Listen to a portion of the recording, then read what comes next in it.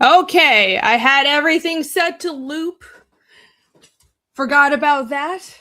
Whoopsie. Anyway, that was only like 15 minutes of intros. Do you guys like that? Was that was that a proper long wait? Hello, everybody. How are you all doing? Hello. My green screen is making my hair look green today. I should change back to my old background. Who knows? Whatever. I'm not going to think about that. Well, since we're talking about my art book, and this background is my art book cover, I think it's appropriate. I'll keep this for now. Just for now, welcome, everyone. I thought I would do a quick stream. Right? We'll see how quick this turns out to be and just catch up with everybody and, chat to you guys, the chat, seeing as my art book is closing tomorrow. INCURVATE is closing tomorrow. That'll be on Panel Breakers. And we just hit 10K. I thought I would have to beg and drink for backings tomorrow to get to 10K, but we just hit 10K today with me doing nothing. So, oh my god, thank you guys so much. I was not expecting that, so I thought I should do a celebration stream and just hang out for a bit, right? Just hang out. Let's see what you guys are saying. Hello, Slim Crow. What's up? Thanks for being here. Epignosis. Hello. Quick stream, so about 4 a.m. finish. Yeah, that's about right. A quick stream for me is like about 4 hours time. Yep. Oh, look, it's exactly midnight. Perfect. Hold on, let me adjust my lighting. 1 second. Right. Okay. I think this is better. Not really. Whatever. It's just never, yeah. The green screen's just gonna be finicky. Oh well, nothing I can do about it. Yeah, 4-hour stream. Let's go. That's what happens every time I say this will be a quick stream. That's just how it goes. Yeah, the only time I manage to keep my streams to like an hour or two is like when I have other obligations, when I have to raid into someone. Like when I had a stream a couple weeks ago where I had to raid into Bancroft, it's like, oh, I was like, really on him because it's my stream had to end and then it was his stream. I don't want to stream over him. But yeah, anyway, yeah, we'll see. 4 hours. That's right. And I'll just be like dead for tomorrow's Panel Breaker show. Hello, Darth Vengeance is here. Epignosis Irene approaches. I approach. I am here. The titillith has spoken. Yes, it indeed has. So many people got the titillith here. I am so surprised and very happy about it. So thank you all. That piece I posted earlier today was mwah! I assume that's what that emoji means. That's if that emoji was a sound, that's what sound it would make. We'll be pulling up that piece. We'll be talking about that wonderful piece I posted, the last piece of artwork for the art book. That was this elf girl colored by Matt Yackey. So I do have one piece from Matt Yackey in the art book. He did a absolutely killer job. It's freaking beautiful. So we'll be pulling that up, censored. Hopefully I download the censored version. If I didn't, well, goodbye my channel. Yeah, just hang out. Just hang out. Talk about some other stuff. Talk about, I did not know you can't post boobs on Instagram. Not my boobs, drawings. I don't do that, but I post drawings with boobs. And like, so, but I had in the past, hold on. Let me actually just pull some stuff up instead of having my big head on stream, shall I? A lot has been going on. I've got the 3 auctions running on eBay right now. The links are in the description. I have the art book that's closing tomorrow. Links also in the description. And then we can talk about how I didn't know that Instagram censored artwork. And it hasn't in the past. I've posted whatever I wanted and it's been fine. So, I mean, I'm a little irritated. I get it, but also I don't. It's just really annoying. There's a lot of things I'm annoyed about this week. The new Kickstarter TOS isn't helping. I saw Jake talking about that on his stream earlier. It was like, there's this new TOS that's like, oh, we're going to be really Puritan about it, and like absolutely nothing that even hints at nudity. It's like, really? That's basically all of the comics on Kickstarter. What are you going to do? You just not have people launch comics on Kickstarter? So we'll talk about that. And, the world is burning. This is the apocalypse. Who knows how things will go. It's okay. Let's just ride this train all the way down. Right. Let's just ride it down. That's not even a phrase. That's not a term. Whatever. I just made that up.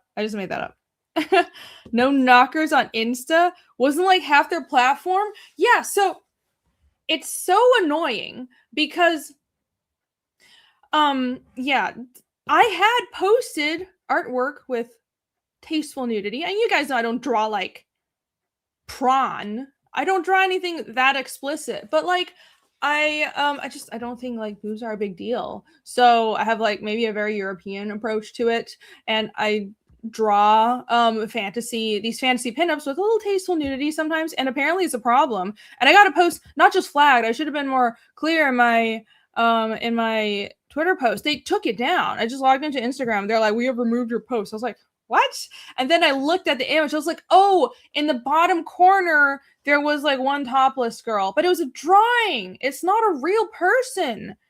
So, let me pull up my Instagram, which I never do, but I do indeed have an Instagram. Oh my God, come on. Allow, yes. Am I not logged into Instagram from here? All right, come on. Stop being stupid. I mostly use Instagram for goth chicks. Kitty Cat and user Phil and Brandon. Yeah, I am really bad at, I don't use Instagram a lot, but I'm trying to. Because it's like, what I notice is I have a lot of followers on Instagram. Most of them are from those emo kids I drew years and years ago. So I got like a huge surge of followers a couple years ago when people found out I drew that. So that's really cool. But also that's like what I've noticed is I'm grateful for having the followers, but it's not really good for promoting books, right? It's nice for sharing art, and I appreciate that. Like, it's a nice gallery and everything, but at least in my experience, maybe I'm just not doing it right. It's not, I haven't really seen results with like if I run an ad or if I post about a book. Like, Facebook is more useful for that. You know what's actually really, really effective at promoting books? So YouTube is really good for fans who already know you, but also Twitter and email lists. Like, I sent out an email list earlier today, and I think that's why INCURVATE got a huge jump in backings today. Also, it's ending tomorrow, so that you always get a surge in backers at the end. But I sent out an email list, so just having an actual email list is the best sales tactic if you're talking about crowdfunding and online sales. So at least for me, Instagram hasn't really hasn't really done anything. I think people who make a lot of money on Instagram, they're all like influencer types and they get sponsors. And I mean, I don't do that. I just post art. I'm just an idiot who draws anime. So yeah, I don't no sponsors here. No sponsors here. Censorship is awful. Yeah, it's like, I don't know. I want to have nuanced and measured thoughts about it, but also at the end of the day, I'm just annoyed.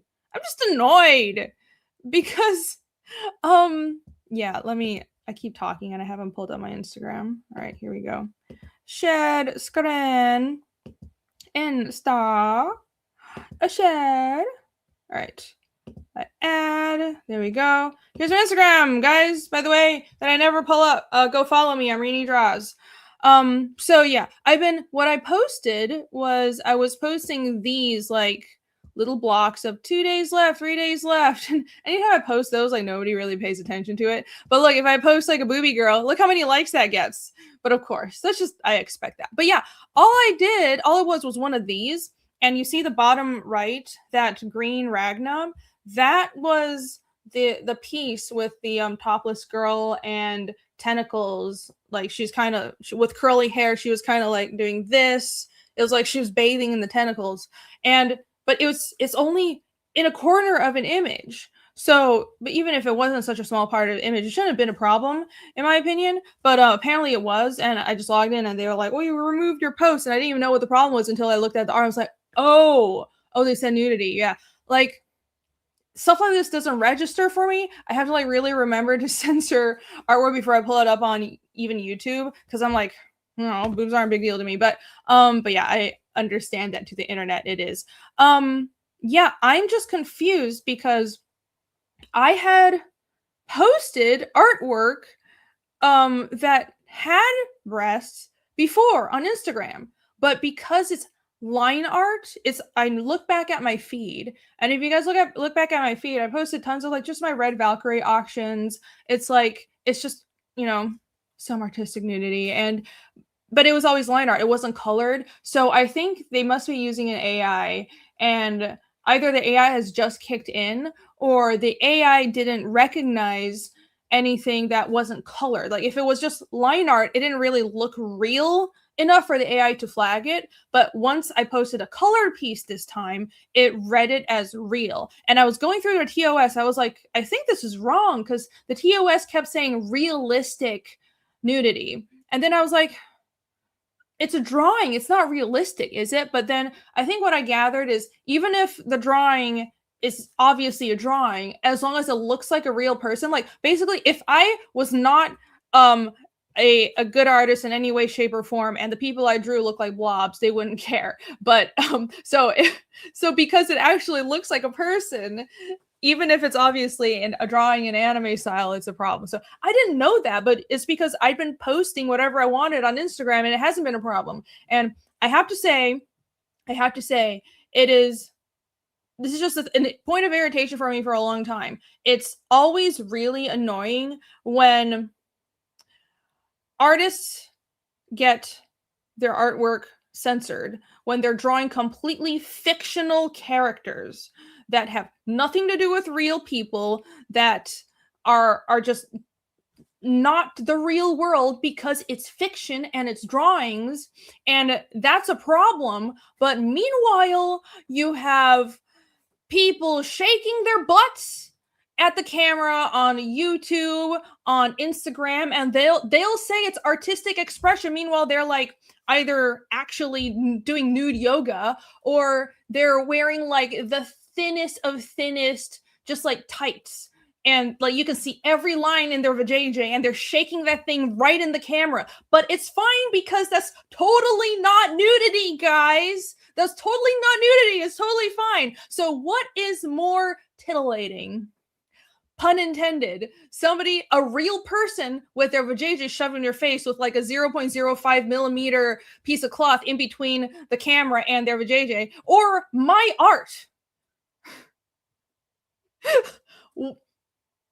Which one is worse? This is what I don't get. This is why I just wish, in my ideal world, I know this will never happen, but in my ideal world, nobody underage would be on the internet at all. I don't think kids should be on the internet. I don't think teenagers should be on the internet, especially social media. That shit's so bad for them. Like, you shouldn't have any access to the internet until you're like 18, 16 at the youngest. I started going online at like 14. And even going back, I'm like, I got really lucky that I didn't get dragged into any weird stuff or meet any creeps, right? Because I was unsupervised. But like, that is too young. The internet is fucking wild.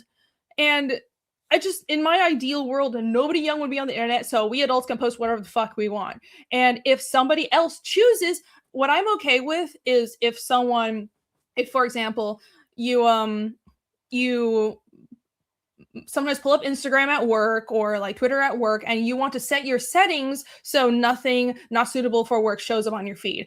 That's great. I don't have a problem with that. That's an adult making their own decisions on what they want to see. But what I get annoyed by are platforms making that decision for me and for other people, for adults. And like, I know it's never going to change. Like, who cares? But it's I just feel like the whole it's always an excuse. We want to protect the youth, but are you really? You're just getting in the way of adults expressing themselves. And meanwhile, the rules are applied unevenly because you got a bunch of ethos shaking their butts at the camera, and that's totally fine. But my artwork of not real people is censored, and this is not the first time. So, anyways, I now know that you can't post boobs on Instagram, especially anything colored. Lesson learned. Apparently, on Twitter is usually fine, but then someone took a screenshot. I posted the piece of art that got taken down on Instagram on Twitter, and someone took a screenshot, and I was saying, thank you, Elon, for not censoring artwork. And then somebody posted a screenshot of it being blurred out on Twitter. But I think that's a regional thing. I think that's an EU thing, which of course is an EU thing. Of course the EU would do that because they're like, oh my God, we have to be busybodies and protect your people's sensibilities. But like, I mean, I'm so confused because the Europeans are the ones that have comics that just have like tits everywhere, but they're so censorious with their social media and their X, because I've never gotten the whole like blurred out this image. This might not be age appropriate on X ever, and I don't think I'm age verified. I never had to go through anything to age verify. Like, I have a blue check. Like, you know, I just sue me. I like having bookmarks, so I pay for X. But like, I don't think I've done the whole age verification thing. But yeah, I think it's a regional thing where it's for regional compliance, and X would blur out some images that have mature content, and I don't mind that so much, but it's just, again, slightly irritating. But I don't mind that as much as like just taking my art down. That pisses me off a lot. I'm trying not to be pissed off, but it pisses me off. It does. Think of the children. Don't think of the children. Yeah, I do want to think of the children. I think children should not be on the internet. Clearly, you aren't. I thought Instagram was cooked. Yeah, I don't know. Maybe I'm not on Instagram a lot. So maybe there was some update and some TOS change and I didn't know. Because like, if you guys follow me there, you know, I'll just post. I will schedule like a week of posts every like 3 months and then just like not look at it for a whole 3 months straight. I'm so bad at doing Instagram. Congratulations on 10K. Thank you, Comics Legends. Thank you. I should actually pull up the campaign. Let's do that. Holy shit. So run my damn mouth. INCURVATE on Fund My Comic, guys. Holy crap. Amazing. Let's see. Guys, look at this. We're at 99 backers. One more backer and we're at 100. I was not expecting this. Yeah, I thought I was going to have to grovel and beg tomorrow to get to 10K, but I didn't. So thank you guys for saving me for having to grovel and beg. Tomorrow I will just be drinking for maybe 5 hours straight, and that's going to be panel breakers, and we'll see what we get to by the time this campaign closes. That is the plan. Hyperwiz Art, hello, says just one more back to 200. Yeah, pin a link or something. I should do that, shouldn't I? I should do that. Snarky says, I never actually post or even have any friends on IG, just save stuff. That's fine. That's fine. I'm like that on a lot of other platforms. Yeah, some platforms I just get my name and save it so no one else takes it. But tell Phil to back. I know he hasn't yet. I don't know if he has, but maybe he has, maybe he hasn't. I encourage everyone to back because you will not be disappointed. You will love this art book, my curvilicious, feisty art book. It is closing tomorrow, and Bancroft has all of the files now. So we're well along the way doing pre-press. I got the softcover files from him, so the softcover is like done, but we're finagling some stuff to do with the hardcover, and we're just tweaking that, and we need to like ask the printer for some things. But yeah, we're already doing pre-press, and I want to send the files to the printer like Friday. So we're closing tomorrow, and the printers should have the files on Friday. So fast turnaround. Let's go. I want this book ready for Heroes. It has to be ready for Heroes. It has to be. Now that's a sales pitch. Yeah. A titalicious, curvilicious art book. Grab a tit. That's the tagline. It's done well. It's helped me make a lot of sales. Great sales pitch, huh? 1 month from Heroes Con. I know. It's like exactly a month. Just about. Crazy. Time flies. Okay. Let me post the link. Oh my god. Right now my browser is being retarded. All right. Let me go to YouTube and post the link. I'm so bad at doing this stuff when I don't have a mod or anyone helping me, so be patient with me. Here's the stream. And all right, back INCURVATE here! Exclamation mark. And the URL is just fundmycomic.com/INCURVATE. I customize it so it's really easy to find. Here you go. Yeah, part of me. So there we go. It is now in chat, and I will pin it. Pin message. All right, back the book. Backing out. Help us get to 100 backers. If you're watching and you haven't backed this campaign yet, you should. You should. Because it's awesome. It is awesome. And tweak down to hip. It's okay. Oh, wait. This is the guy with that profile pic. That's very questionable. Right. Okay. Well, I assume it's in good fun. Hopefully it is. Eventually, StreamYards or Rumble or something being difficult. Yes, it is. And it have behaving better. It's been fine for me, but I haven't streamed in the past couple of days, and I'm never on Rumble. But hopefully it's okay. I haven't noticed any problems on YouTube. So, yeah. And StreamYards has been all right. All right. When did the Euros get touchy about nudity? Yeah, I know. It must be some kind of top-down thing, because it's not like regular people care. Like, they have nude beaches. It's so weird. It's all a control thing, right? I'll stop complaining about it, because, like, what's that going to do? But it's all about control. Control! But if you want to break free from bureaucratic busybodies telling you what art you can or can't enjoy and what books you can or can't own, then you should back INCURVATE right now and find my comic. Bing! Back this book now! Let's take a look at the campaign. It was a very short campaign. See, 1 day to go. 1 day to go. I think it wasn't even a month. So this was up for 28 days. I've never ran a campaign this short before, but I figured, listen. I know I'm going to go to print and have it ready for Heroes. I considered keeping the Fund My Comic open as a storefront, because you can do that, but I don't think I will.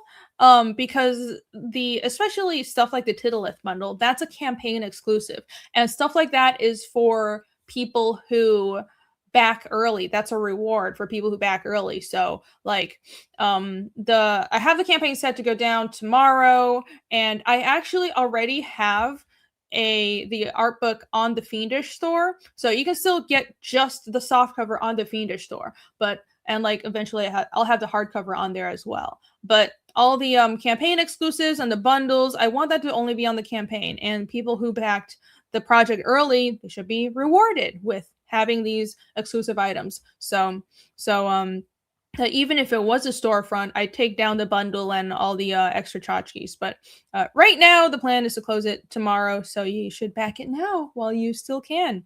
There is a hardcover and softcover version. I'm very excited. This is the first time I'm doing a hardcover book for a campaign. I printed one for fun before, but yeah, the whole process is really different. It's like you have to, it's all this technical stuff that's really different. What they do is they print the cover, but then they wrap it around the board, and the binding is different. I'm going with a really nice hardcover binding that's stitched. So they essentially stitch a bunch of small floppies. They're like American comic book floppies, and then they glue those floppies together. It's like the nice hardcover binding. So I'm going with that because that's what Bancroft recommended. That he said the his Lucent hardcover was that kind of stitching. It was stitched hardcover binding, so I'm gonna go with that, and it helps the book read better. I think you can open it more like wider, so that's good. That's whatever makes the experience better for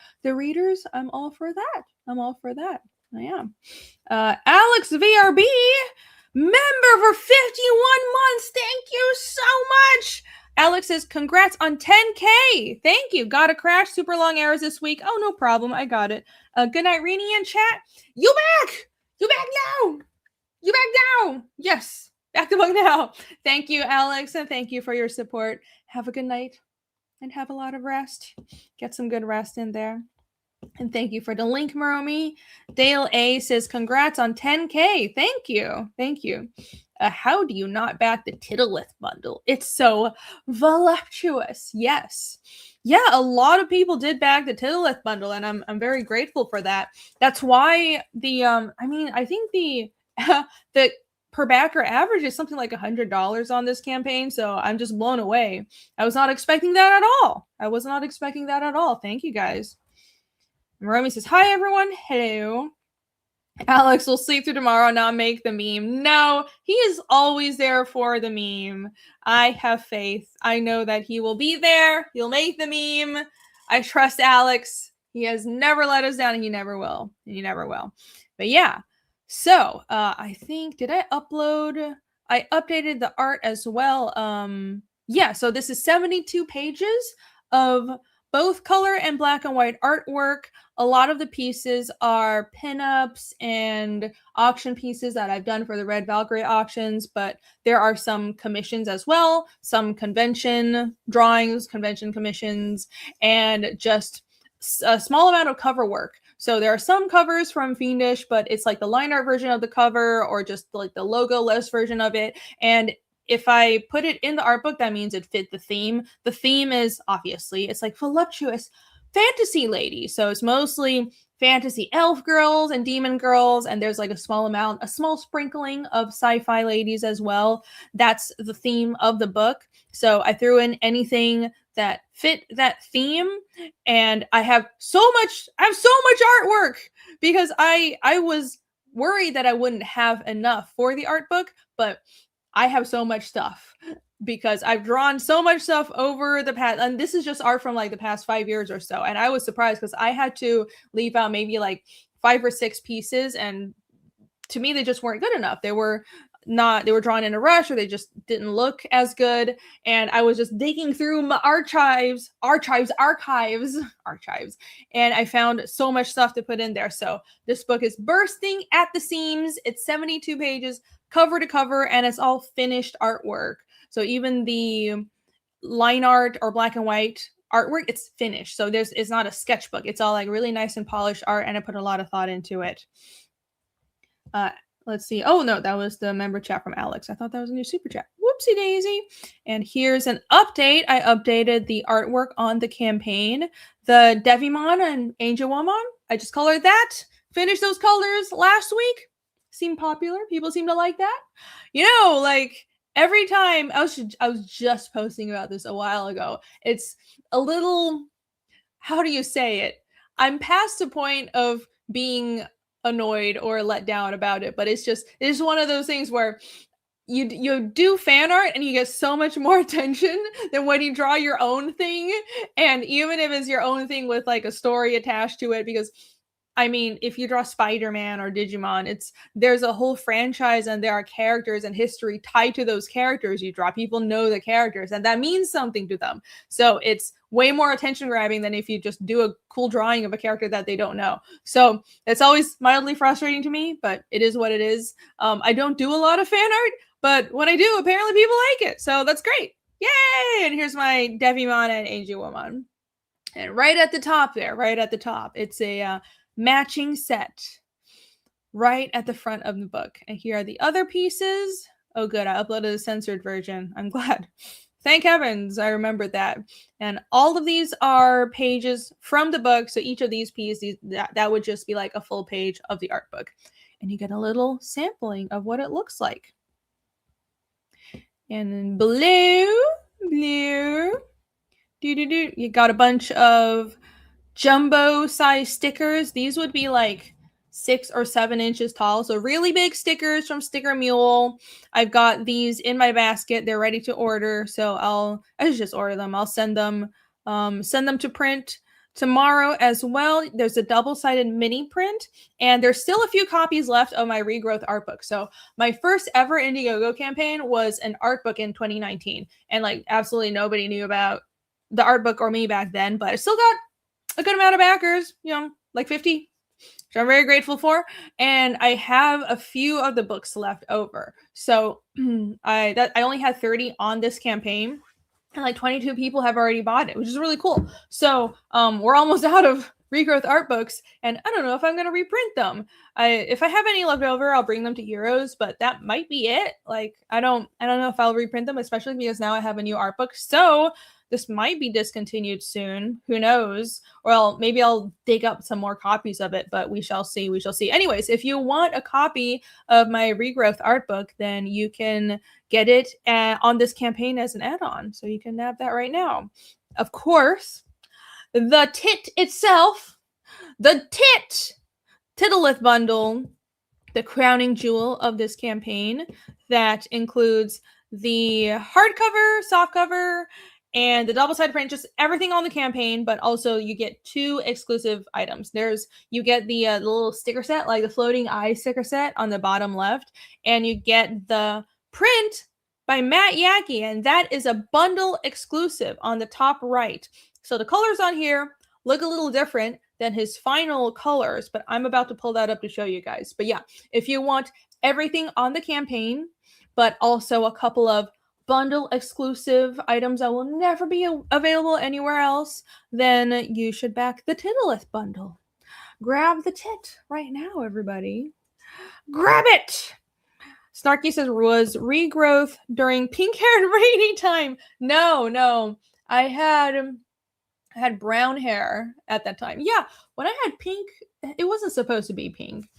I dyed it red, but it faded. So it looked pink, but it wasn't intentionally pink. It was very annoying.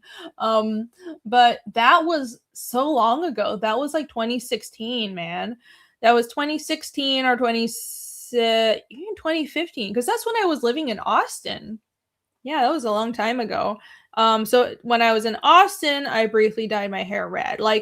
So I had really long hair all through college, and I bleached it, which is really bad for my hair. So what happened was I decided, well, I'm just going to chop it short. And I wanted a change. I think I was going through like a mild quarter life crisis, which is retarded because I was 25 at the time, but still, well, that's why it's a quarter life crisis. But yeah, I was like, I want to upheave my life and move to Austin and cut all my hair off. It was an insane time.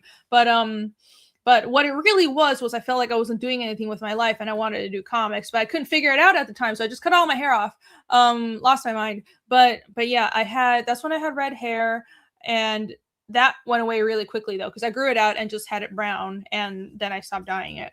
So it was a long time ago. When I launched my regrowth art book, I was actually in Taiwan, because I moved back to Taiwan briefly. And that's why I launched on Indiegogo, even though I knew Kickstarter was a bigger platform. It's because maybe I'm wrong, but I don't think Kickstarter let campaigns launch that were based in Taiwan. Like, for some reason, either I couldn't figure it out, or they were very limited on which countries could launch campaigns at the time. So that's why I launched on Indiegogo, because Indiegogo could let me launch and be based in Taiwan. But then I moved back to the States anyway, so it made no sense. What the fuck is a quarter life crisis? It's you being dumb and worried about your mortality at 25 years old. Yeah, I don't know. I was a weirdo. I went through that, but it was because I was working. Should I get into it? I mean, it's not like anything crazy, but it was just because I wanted to do comics, and I felt like I was wasting my time at these day jobs that weren't my dream. That's what it was. And I was getting like, how do you put it? It's just sad. It was just sad. And I didn't know why I was sad about it. But yeah, it was a situation where I was doing what I thought I should do. And I was making great money, by the way. I was making great money. I worked in animation and gaming. I was working in casino games at the time. So it was really good money, especially for my age. But I was kind of miserable, and I couldn't figure out why. And I decided I would change my life and move to a different city, and just, it was one of those, I want to figure myself out things. But no, like, literally, it was just because I wanted to draw comics. That was my dream since I was 14, and I missed it. It's such a big part of my identity, and I wasn't even making art that was me, right? Like, you guys don't understand how much of my life it revolves around art, and how my art is doing, what I'm producing. Like, that's just my whole life. That's been me. I am my art, and I wasn't making anything worthwhile. I felt like I was wasting my time.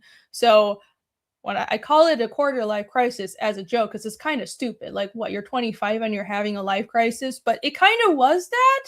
So that's why I eventually quit my day job, and I worked for Marvel for a time, and then I still wasn't happy with that, and then Fiendish happened. So there's a happy ending, right? There's a happy ending. All of the worrying led to Fiendish. So middle of a midlife crisis myself. My condolences. You can get through it. Midlife crises are more fun. You've had a little money to throw about. Yeah, that's true. Yeah, I'm gonna have, I don't know.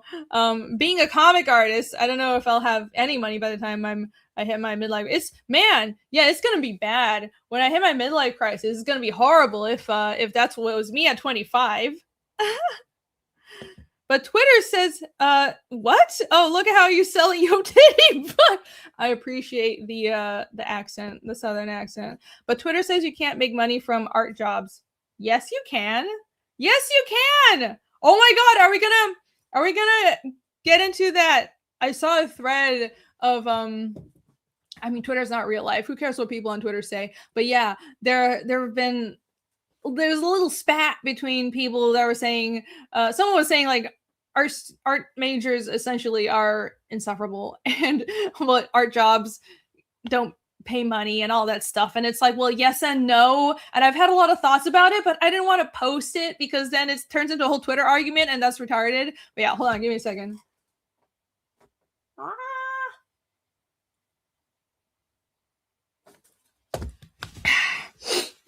I'm very sniffly. Okay. Right. So, yeah, there was this thread going around on Twitter where there was this I don't know if you guys saw it, this girl. Can I actually find it and pull it up? Let's see. Let's just get into it. Might as well.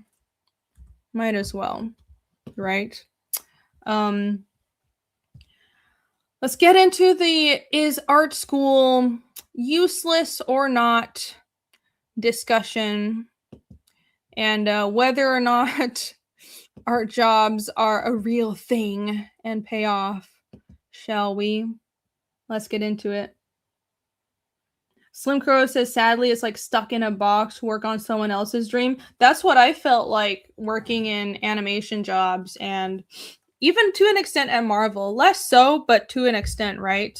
Um, yeah, yeah, I don't know. Um, I just, I just eventually realized after jumping around. I worked so many different art jobs throughout my 20s. Like, honestly, it's like I think I stayed at every job for an average of 2 years. So I was bouncing all over the place. I moved like 13 times throughout my 20s. It was insane. But I was just trying to figure out what to do. And if something wasn't working out, I just didn't want to put up with it. And I'm glad I had the freedom to not put up with it, but I wanted to figure things out while I had the freedom to, while I didn't have a family, while I didn't have financial obligations, while I had my health, and while I could take risks. I didn't want to wait too long. Like, to an extent, I tried to play it safe because I knew comics wasn't going to make money, right? Nobody does comics for money, but I studied animation and I did concept art. So I knew a little bit about working in gaming. And that was like my fallback plan of like, I can make money with these art skills. So when people say art jobs don't pay money, that's not true.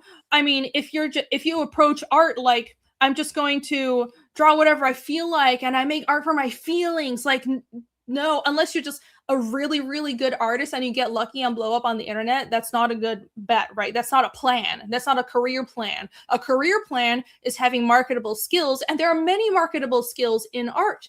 You can figure out how to, I mean, if you like my high school counselor was like, you should do graphic design. So I'm not doing graphic design, but you could, because that is technically art and that is a way to actually make a stable income. But for me, I knew how to do animation and storyboards and background stuff for animation and character design, and I know After Effects. And when I got hired doing casino games, I learned more After Effects, and I learned about how to make those assets and work with programmers to put all that stuff into games. And these are all things that you need to be willing to learn. And if you are willing to learn that, and especially be multidisciplinary, you can make a good living as an artist. There are jobs out there.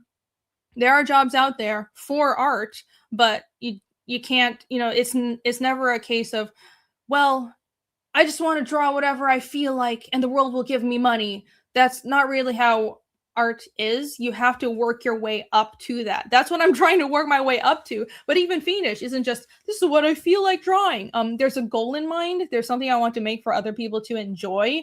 And you have to provide value for other people. So what is the value you're giving other people? Is it you can work on someone's game and animation and contribute to a production? Or is it you have your own ideas and you can provide entertainment directly to an audience? That's what money is. You get money for providing value. And when you're not providing value to other people and you make art just for yourself, that's not value for other people. That's value to yourself. So of course you don't make money if you're not giving value to other people, right? Like, this is a very basic concept, but unfortunately, I think a lot of people aren't taught that. A lot of people who want to do art aren't taught that, and that's very sad. And that's why there's this stereotype of artists are all broke. And I mean, even in my family was actually not supportive of doing art.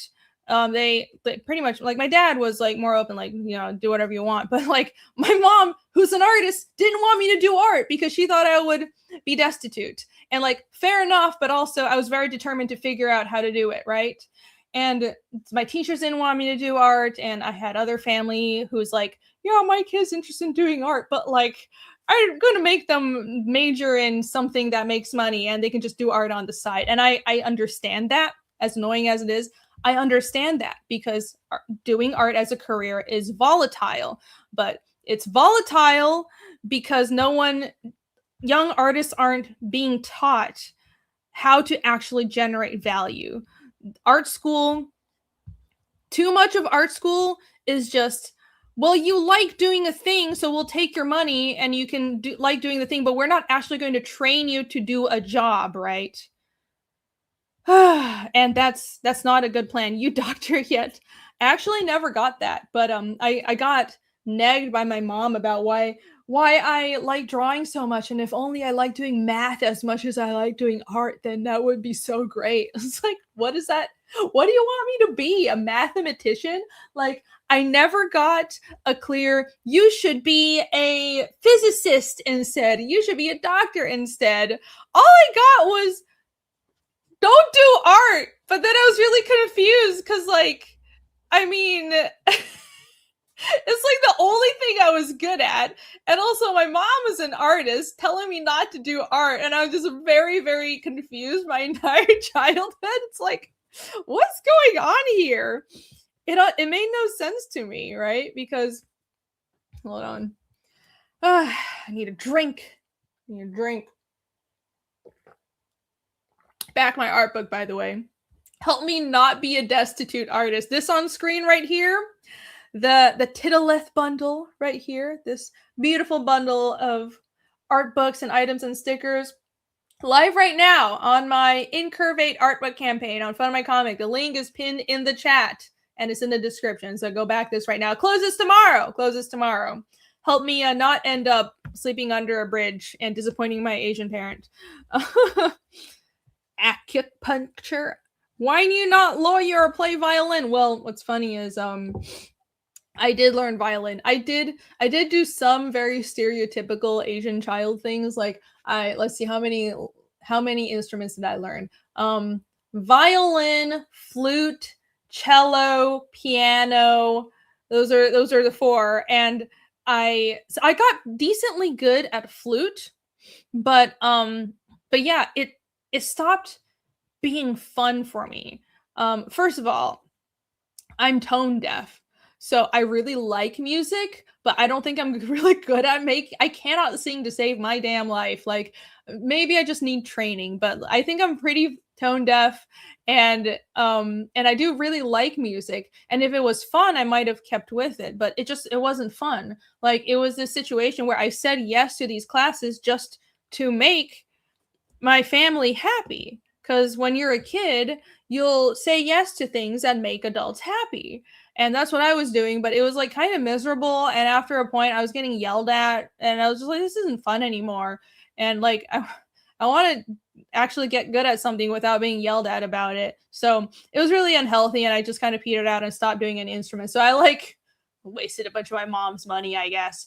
Learned like 4 instruments. I just didn't keep up with any of it. Oh well. Art bad, numbers good. Yeah. That was the logic. It made no sense. It was like, oh, 你喜欢这么喜欢美术，有一样喜欢数学就好了. Like, that was what she said. It was literally, if you only like math just as much as you like art, then it would be great. What am I supposed to do with that information? My gosh. I'm sure every artist has stories like this. Bad musically, usually bad at math. Yeah, I'm not great at math. That's what calculators are for, man. I'm not particularly good at math. The only math I'm good at is geometry, but it's because it's visual. Anything visual, I'm pretty good at. Like, all my brain cells went in one area and nowhere else. So if it's visual, I can figure it out. But anything else is like, oh, what's happening? If I can form a visual roadmap of a task or a skill, then it's very easy for me to pick up. Yeah, otherwise, I'm a total retard. If I like much as I like art, I would have rethought my student loans to SBA. Oh my gosh, yeah. Thankfully, I don't have student loans. That's because I'm very lucky that I don't have student loans. That stuff is no fun. The rest of the stream in Mandarin. Yeah, and lose all my viewers. I have been thinking maybe I should stream in Mandarin more, but like, I don't know who would watch. I don't even know who would watch. But yeah, it's someone was mentioning to me that if I streamed in Mandarin more, I would have more more backers and viewers who were from like Taiwan or mainland China or wherever, Singapore. But like, and obviously that's a huge audience, but I just never have streamed in Mandarin. I don't know. And it's hard to get started. I feel like I would be starting from scratch, right? Because it's a whole different language and people don't really know me for like in that language. So I would be starting over from like 0 viewers is what I assume, and that's just really hard. And yeah, it just never occurred to me. I do have another channel where I posted like just videos walking around Taiwan. It's super normy. It's just me posting like travel stuff.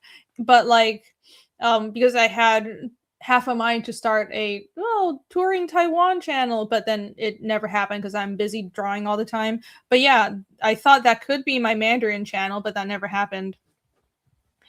Shay is here. Oh my gosh. Hello. Hi, Shay. How are you? She returns. Shout out to Shay. Thanks for being here. Yay. Shipping to China is a nightmare, I'm sure. I think it's fine, actually. I think it's all right. They have a mostly functional postal system. I mean, everything is shipped from China, so I assume shipping to China is okay. It's just the address. Okay, the address. I stand corrected. I have tried to ship things to China, and some of the addresses are just like impossible to find. It is kind of crazy and chaotic on the ground. So depending on where you're trying to ship something, it can be a bit of a nightmare. But yeah, I mean, their internet is like sectioned off from ours anyway. So I don't even know if I would have people that back my campaigns and such from mainland China. I do know, so when I was living in Taiwan and I was doing events in Taiwan and Japan, there was like, I had a couple of mainland fans, especially this one guy. And last time I was in Japan in Osaka last year, he was there too, and he visited me, and that was really cool. So he's a mainlander. I don't know where he is. I think he's like, maybe he's from Hong Kong. But yeah, he would show up at like basically every single show in Asia, and he would always commission me or buy something from me, and that was really cool. But yeah, and I think either it was him or someone else who was this guy from China who would commission me to draw a bunch of Venom stuff. So if you look at my old Regrowth art book, I have a Venomized Batman and like Venomized what else? A bunch of like Venomized characters, and that was him. Like he really liked my drawings of Venomized characters. But yeah. So but otherwise, I don't know if I have any customers in China. And every time I've tried to do a couple of conventions in Taiwan, and I think I'm so averse to streaming in Mandarin or doing all this stuff is just because every time I try to do it, I felt really out of place, which is weird because I'm from there. But my art style is just not really what fit in the conventions that I've been to. Maybe I just wasn't at the right shows. So my impression is just like, oh, people from Taiwan don't really like my stuff. They like, the cutesy, dreamy anime style stuff. And my art isn't really like that. My art is heavier and it's mixed with American comics. So I just kind of assume my work isn't to their tastes, but maybe things have changed and maybe I just haven't found my niche yet. And I just need to try. I just need to try more. Let me catch up with chat. Maromi spamming all the emojis in the channel. All the emojis. Jake changed name? No, he hasn't. He's still Hyper Wizard. That's what he's always been. Hey, Sai is here too! Ah! Oh my gosh! Hello! Fancy cozy all got at dinner. That was fun. Yeah, we went to a Mexican place that had these tiki cups like 2 Heroes cons ago. We've got to meet up. We have to hang out and go get dinner again. Shay and Sai. Heroes! It's going to be good. It's going to happen. Right. I can't find this dang tweet that I was trying to pull up. So I might just give up on it or whatever. Because I saw Let's just go back to the campaign. INCURVATE, everybody, back it. Grab a tit now. Yeah, grab a tit. Where is this? Let me just search art school or art majors. Let's see. Awkward. This is why you should have a plan, and I don't have a plan. So now everything is whop whop. Right. Basically, what I saw was this poor girl was saying I should have saved the tweet. Oh, I found it. Okay. All right, here we go. Man, there have been a lot of quote tweets on this, and they have not been nice. All right, here we go. This. All right, I'll pull this up. Try not to click away. No DMs showing. All right, here we go. This is the post. Finally found it. Holy shit. Right. Yes, one more backer to 100K on, not 100K, 100 backers. If only, hey, 100K everybody on INCURVATE, everyone, let's go. But 100 backers on INCURVATE. We just hit 10K. So one more backer to 100 backers. Let's push this campaign further. One more day to go. But yeah, right. So this is a post I was talking about. And this is just mean. This poor girl was saying, I try to follow my passion for art, but now I'm 32 and unemployed. And I haven't seen the video. It looks like it's a video, but I'm sure there's a story to it. And like this is a type of situation I've seen with a lot of artists, but this is just one of those things where either they are just down on their luck, because that happens. You could be a really good artist and try to plan ahead and just be down on your luck, or they maybe didn't get the right advice on how to actually build a career doing art. And I'm very, even though I understand why people don't want their kids to study art, because I know it's volatile and it's not like a guaranteed career, right? At the same time, I'm still sympathetic to people who try doing art and they have trouble making a living, because I understand sometimes it's not entirely their fault. It's just so much depends on luck. And I liken doing art to doing music. It's very, very similar to trying to make it as a musician. But like, it's weird that I personally don't see the same level of just like vitriolic anger towards people who want to do music as people want to do the visual arts. And maybe it's some stereotype about art school and art majors being like head in the clouds and kind of annoying, and theater kids, which I kind of get, but like also it's not entirely true, but I understand the stereotype. Maybe it's just people are annoyed at like art major types, right? But I don't see people being like ragefully angry at anyone who wants to make music. But it's the same risks as if you want to make art. It's the same thing. And it's 90% of the time, the way I like to put it is 90% of the time, if you want to do art, if you're like a kid who grew up liking art and you want to be an artist, 90% of the time it will only ever be a hobby. Maybe 9% of the time you'll be able to earn supplemental income with art. Like 0.9% of the time it will actually be a career, and 0.1% of the time you will make it big. You will actually be successful. And that's what I think the odds are if you're someone who likes doing art. So of course it's not a guaranteed career path. Like if you get a degree in medicine and you're guaranteed to make money and have a career, it's not the same. You really are taking chances, and a lot depends on luck, and a lot depends on, well, do you find a way to, do you like get lucky and get viral, or you are just really good enough to make a career based on your skill alone, which is not most people, by the way. Just by nature of how skill distribution is, most people will not be good enough to be a famous artist on skill alone. So, and that's also something I think a lot of people don't realize, and a lot of people go into art without a realistic understanding of their options, but also their own aptitude.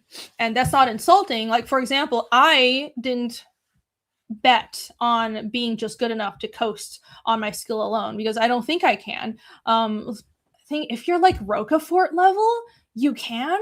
Like, someone who draws like Roquefort, you're going to make it. You're going to be fine no matter what, right? But like, I'm not that. I like to. I want to work my way up to being that good, but like, I don't think I'm that good. So like, that wasn't my plan. My plan wasn't to just draw so well that people want to covet my art and I'd be able to just draw, and in anything that my hands will just print money and people will just buy my art. My plan was, I want to do comics, but I'm going to have a fallback and study animation and gaming as well, which are art subjects that actually make money and are corporate jobs. So, and when I had enough savings to leave and draw my own comic and build Fiendish, I did so. So that was my plan. But yeah, so anyways, because there's so much risk, and sometimes people are just unlucky. Like, who knows what's going on in someone's life? I don't take joy when I see people who do art failing and not managing to make a living and struggling. I know a lot of people like that. Like, what I've gone to art school, and maybe like 2 or 3 people that I know who are in the sequential art department are still doing art for a living. Most people who graduated with me are not doing art at all. And that's sad truth, but that's how it is. And there were good artists that graduated with me that are just not doing art in any way, shape, or form. They found a day job that was stable and made them happy, and they're doing that now. And that's fine. That's fine, but it's also, it makes me sad. They seem happy, but to me, that's sad. And I think that the reality of it is just something that not everyone takes into account. Gotta fund the hobby. Second job is a must. Yeah, it's hard to really, how do I put this? It's difficult because for me, I always felt like if I treated my art like a hobby, it will only ever be a hobby, right? Like, I put myself in a position where I had to succeed or I was just fucked. Like, I did my best to, as much as someone who's like, it's not like I'm, I have a family. If I wanted to, I could move back with my parents, but I didn't want to. I felt like that would be embarrassing. So I did everything I could, moved out at 17, tried to be as independent as possible to force myself. I'm going to make it or I'm just completely fucked. And I felt like that attitude of not treating it like a hobby forced myself to be better and to actually build a career. But that's not, I don't know. So, but then that's also, that's a risk, right? That's not a risk that everyone can take, especially if you have family. Like, I didn't have anyone that I was, responsible for in my 20s, and I didn't have kids. So, but if you do have kids, then that's not the type of risk that you might want to take. And I completely understand that. I can't imagine having to pay health insurance and medical bills over there. Yeah, that's the thing, right? That's the unlucky circumstances that I'm talking about.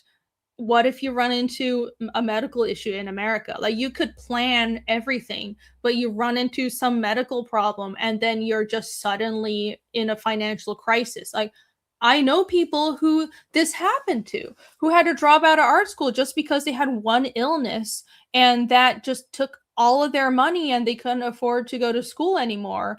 And these were people who were studying game design or architecture or like actually applicable art school subjects, but it was just sometimes you're just unlucky. Sometimes shit's just fucked up. So so I do have sympathy for people who are going through things like that, who are doing art. So yeah, I don't think comments like saying, "Oh, this brings me great joy. I hate art majors so much." Like, I understand it's Twitter and we're just stirring shit, but I don't think this is very conducive. Like, come on. Come on. This is obviously bait. This is obviously bait. I guess I'm falling for it in a sense, but it's just not very conducive. But I saw a debate going around. I can't find the other tweets right now. I need to look at the other quote tweets. But yeah, people were saying that it is difficult to make it as an artist and you should have a fallback or a second job. And most of the comments I saw were people saying that, well, you should treat art like a hobby and have a day job on the side and just do art, or have a day job and then do art on the side. And that was the way to avoid being unemployed and being broke as an artist. And I mean, that's valid. That's valid, but no one cared when I did it. This looks like you? I don't think I look like her. It's just mildly gothy. I guess so. I didn't even notice. Nah. The devil horns. I need to get the devil horns. Yeah, the struggling artist in that post YouTube page is Kamikaze Short Bus. Okay, I'll check it out. I don't know them, so I don't know their story. I didn't really plan on talking about this, so I'm not really prepared. But maybe I'll go watch her video and maybe we can talk about it more tomorrow. But it's just kind of been on my mind because you know, obviously every time these kinds of debates come up, I start thinking about, well, obviously art isn't one of those professions that are life or death and society needs people to do this or society collapses. I mean, I do think human consciousness needs art. There's a reason that every culture, that storytelling has been a cornerstone of every culture. Besides from the practical things that obviously keep society running, the people who can save lives, who build things, the physically applicable skills. There's a reason that every culture has had storytelling and has had art and has religion. And those things are not physical necessities, but I think they're necessities in another sense. And I think it's pretty obvious that, sure, there's a lot of art that's just mindless entertainment, and there's value to that, but that stuff isn't necessary. But on the other end of artistic production, there's a kind of art that taps into the mass consciousness and it speaks to society and reflects what people are feeling in their subconscious back at them. Stuff like Lord of the Rings, stuff like all of the classics. And I think that is necessary. But you also can't bet on being able to create stuff on that level, right? That's once in 5 generation level, kind of like that kind of creating on that level is rare. It's 1 in a billion. So I do think art is necessary in that way, but it's just not comparable to saying I want to be a doctor, and it's not, by nature, it's never going to be a stable career bet. It's just not the same thing. Michael Rushbrook is here. Hello. Somebody should tell Chris Nolan his Odyssey adaptation isn't art, is currently a slop. It looks like shit. That stuff, that looks like shit. I mean, I want to see a good Odyssey adaptation, but like, it looks so boring. It looks so bland. Is it out yet? I haven't watched it. It looks, just from the screenshots and the clips, like, oh my god, there's no sense of wonder. Aside from just nothing is historically accurate, And I get that it's never going to be completely historically accurate, but like if you're making a film of the Odyssey, this is what I would do. I would find what's historically accurate. I would research what was actually historical at the time, and then I would heighten it, right? You would build on what people were wearing and what they looked like and what they were using and how ships looked and everything at that time, and then just slightly make it a little more fantasy. And I think that's what would be the most alluring way to make a film, and especially something like the Odyssey that's both historical but also borders on the fantastical, and there's magical elements and everything. And that's how I would approach it. Like I want to see these movies like that should feel like they're just like sparkling and dreamy, and there's actual artistry in it. The Nolan Odyssey doesn't look like that at all. I don't even want to watch it. It looks drab and gray and like shit. It's very unfortunate. But oh well. They have a rapper in battle. So they have a rapper. Are we still talking about the Odyssey? The Cyclops is the only accurate character. Oh my gosh. Art is very necessary, but it's subjectively and psychologically received, so it lacks the immediate, superficial, objective knowledge by society. That's true. That's true. Yeah. Well put. Nietzsche always knows how to put these things in a concise manner. Grind until you can't grind no more, says Don Draw stuff. Also, do it if you love it. Yeah. Yeah, that's true. My LCS owns my soul. Well, there you go. There you go. See, art is applicable, and it matters. It matters. John Snowden says hire her. Yeah, if her art fits Fiendish, maybe. I haven't been hiring a lot of people to do stuff recently, just because where I am with my projects. But hey, if someone is really good, I always want to help them, right? I'm all for supporting artists. I have a day job and do art, and I'm still broke. Well, Rushbrook, you also have like 5 kids. So, I mean, it's very impressive that you've managed. Like, guys, Michael Rushbrook is so freaking productive and draws so fast. It's insane. And like, I don't know how he has a day job and still gets comics done.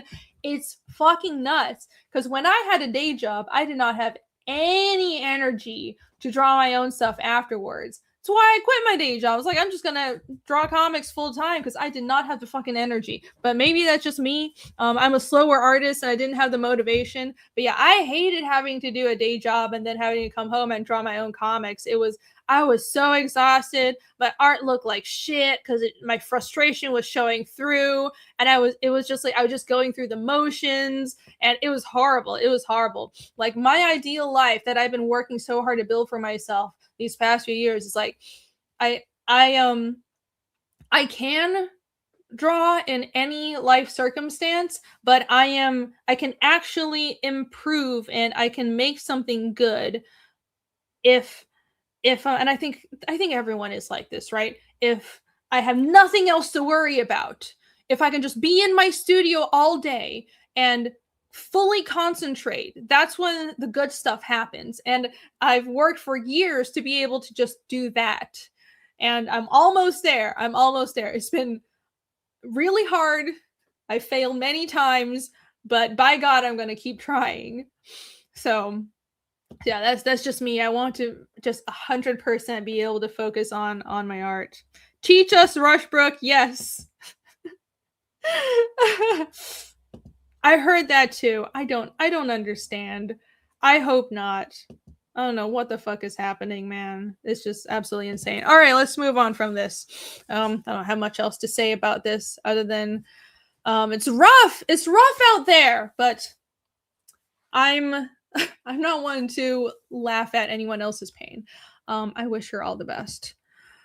Let's go to, you know what? Let's go to this. Da-da-dum! I also have a few eBay auctions up right now.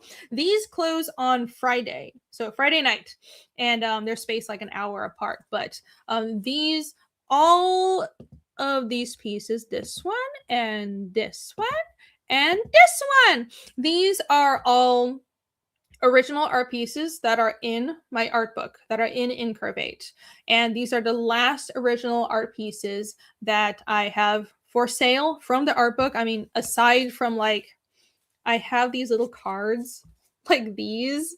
I have some of these lying around because I did a bunch of these little card drawings and I scanned them to kind of fill out space in the art book. So I have these lying around, but other than that, these are the last full art pieces from the art book. So I have them on auction on eBay right now. Here you go. Here's the actual piece. See?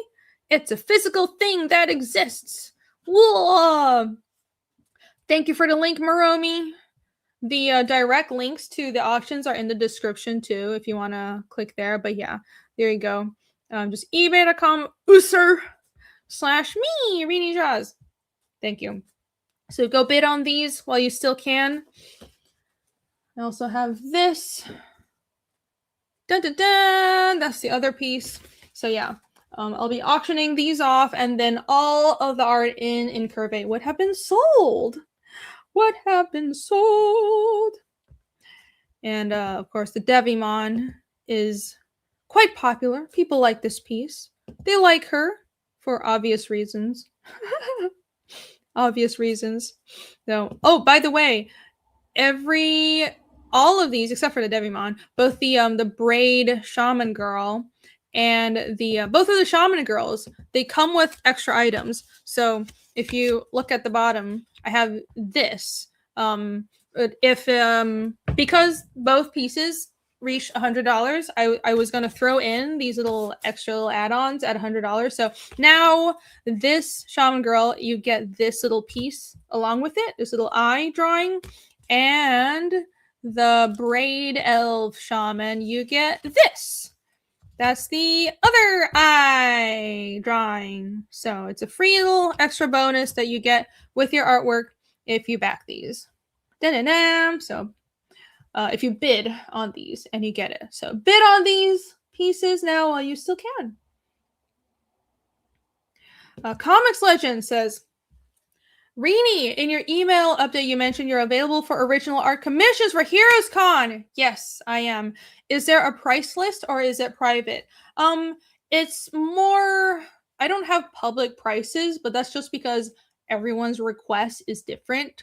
So I prefer to hear what someone's request is, and then I'll give you a price. So send me a DM about what you want, and I usually offer people a range of prices, right? Where it's like, oh, if you can only afford 200 versus if you're willing to do a full body with background and shading, which would be more than that, then I can do that as well. But I'll offer you a range of different options and work with your budget. But yeah, I am open for commissions for Heroes Con. I don't want to be drawing on the show floor this year because every time it's like, if I'm sitting at a convention at my table and I'm drawing, then I'm not making sales. And it's like, I realize that some artists, it's like if you're Bisley or Adam Hughes, you have someone else doing the sales for you. So you can just sit with your head down, buried in your artwork, drawing the entire time, and people want to see you draw anyways. But like for me, I got to sell my own damn books. And like it's fun to sit there and draw, but it also isn't really great for like actually, selling books and being present at the convention. And I also want to be able to hang out with people afterwards. So I'm going to do my best to not take any actual show floor commissions. You can still ask me for a commission at Heroes, but I will most likely say I'll mail it to you after the show. I'll still take the commission, but I don't want to be drawing at the show. Maybe I'll do one piece, but maybe not even that. we'll see if I can manage this, because every time I say I'm not going to do show floor commissions, I end up like giving in because someone's like, oh please, just do one sketch cover for me, and then I end up doing it. But yeah, especially as a sketch cover, it's like, what am I supposed to do? I need to get you your sketch cover. But yeah, if you have a commission in mind and you're going to be at Heroes, please ask me now. Send me a DM or an email, helliancomics@gmail.com. Let me know, and I can get the artwork done ahead of time, and you can pick it up at Heroes. So that would be the best arrangement. That would be the best. Thank you. Thank you mucho. Snarky! Snarky! $2 has refreshed 100 backers! Oh my gosh! Okay, let's refresh. Let's go, shall we? I didn't even have to drink. Oh my gosh. All right, let's go back to the campaign. 99 backers at 10,074. Let's refresh and see where we are right now, shall we? Shall we? Let's go. 101! Oh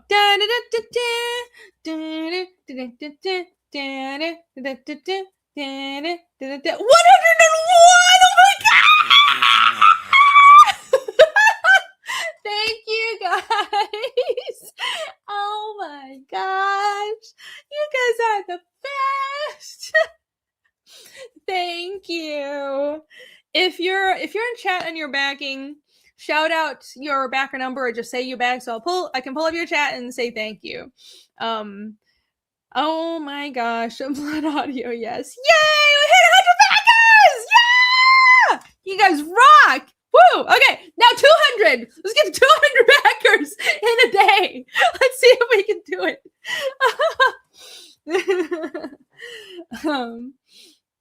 Gotta stick to your guns. I know. I always cave. Because I like making art for people.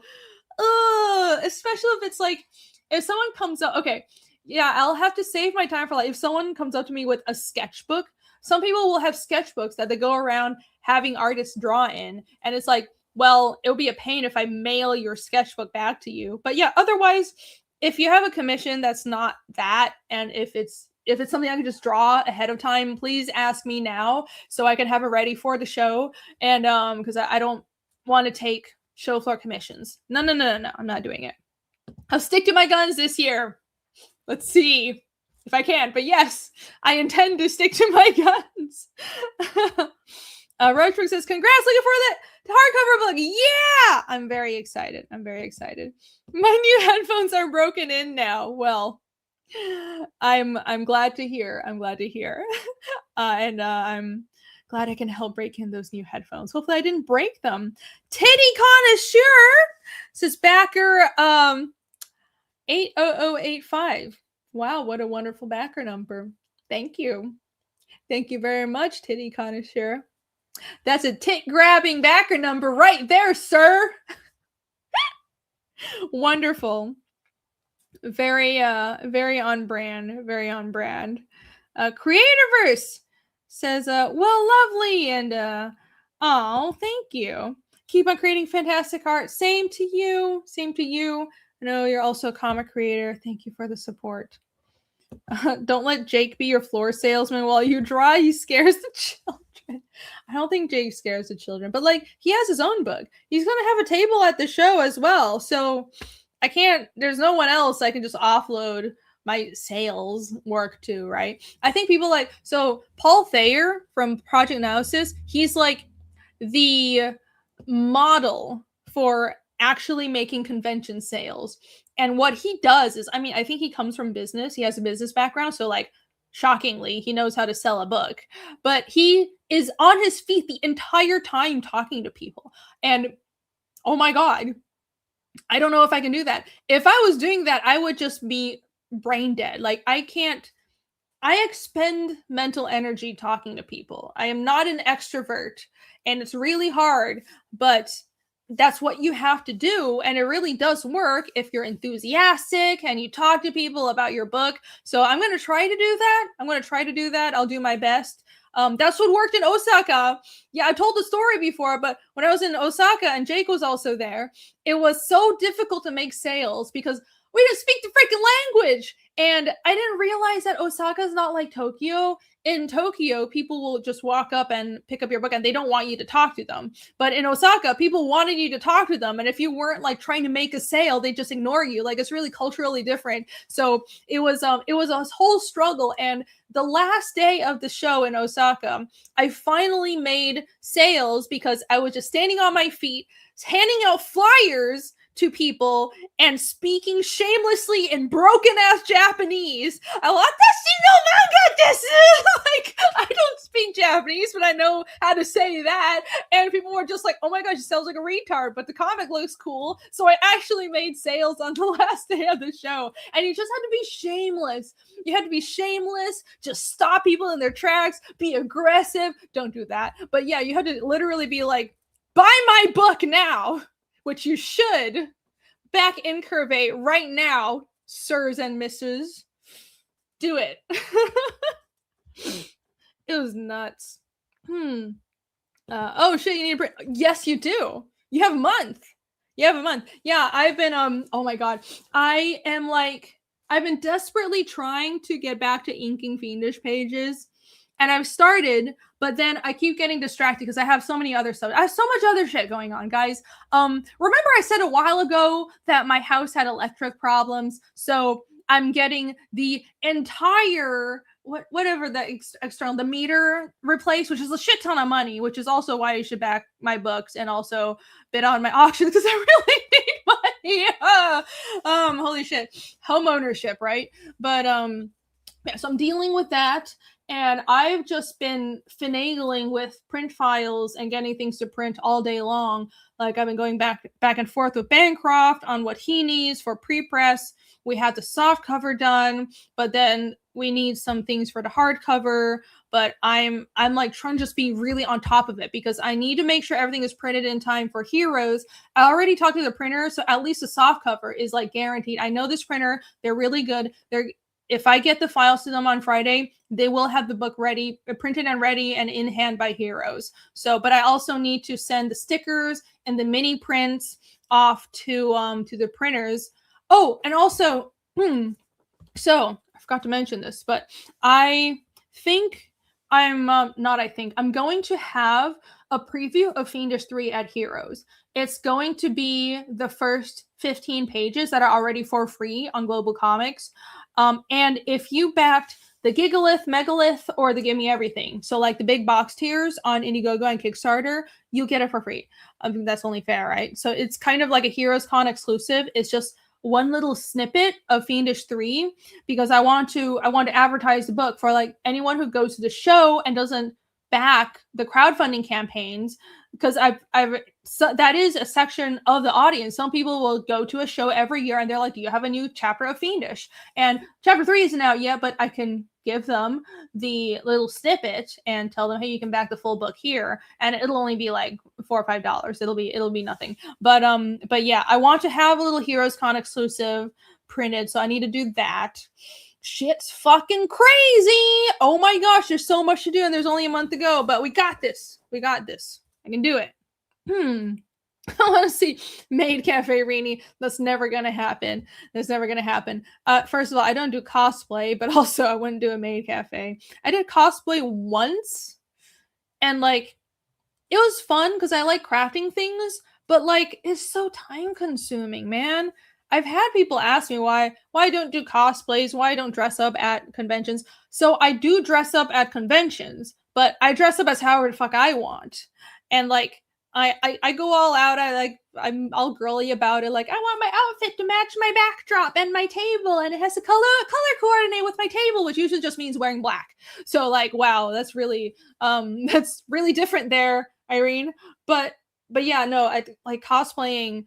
It's fun, but it takes so much time. I have comics to draw. I'm a comic artist first. I'm not doing anything else that would take too much time away. So yeah, it's just how it is. Dressing as Ragnar Heroes Con. You know what? Shay, who is coincidentally in chat, she has an amazing Ragna cosplay, and she makes a good Ragna because Ragna's tall. I'm pretty sure Shay is even taller than Ragna. Ragna's like, what, 5'10"? Or like maybe 5'11". She's really tall, but Shay's taller. And yeah, she looks so good as Ragna. She has a whole outfit and everything. Yeah, if I did, I would just look like shorter Asian version of her. And I'm not dyeing my hair green. But yeah, the audio slightly out of sync. Oh, well, there's nothing I can do about that. I don't know what to do. What to do? Womp womp. Shay is 6'1" without shoes. Oh my god, Shay, you are a Viking. That is nuts. You guys, last time she was at Heroes, Shay was going around in like 6-inch heels, which means I was coming up to like her chest. And I'm not short, but I'm shorter than her. It was great. It was great. Let's see. I'm checking the chat. 101, please. Oh, I feel the power. I feel it. Didn't your house also start out without a real roof? No, my house had a roof. My house had a roof. But what happened was I had a contractor basically punch a hole through the attic ceiling. Well, like not the attic ceiling, but like the ceiling, the attic floor. Like, I don't know what they did. It's like, it looked like they almost fell through, but they didn't. Like, it was a shit contractor. I dealt with so many horrible contractors before I found people that were good. But yeah, so I just had a hole in my ceiling, not the roof of the house, but the ceiling forever because this contractor fucked up. That had a bunch of other retarded issues with the house. It was an absolute fucking nightmare. But like, I've been very like woe is me about it, but honestly, I think that's just what owning a house is. Like, you're just gonna have to deal with stuff like that. So there's no two ways about it. And at the end of the day, I'm still very lucky that at my age, as a millennial, I bought a house. Like, what am I complaining about? Shut up. Like, I'm very, very fortunate that I managed to do that.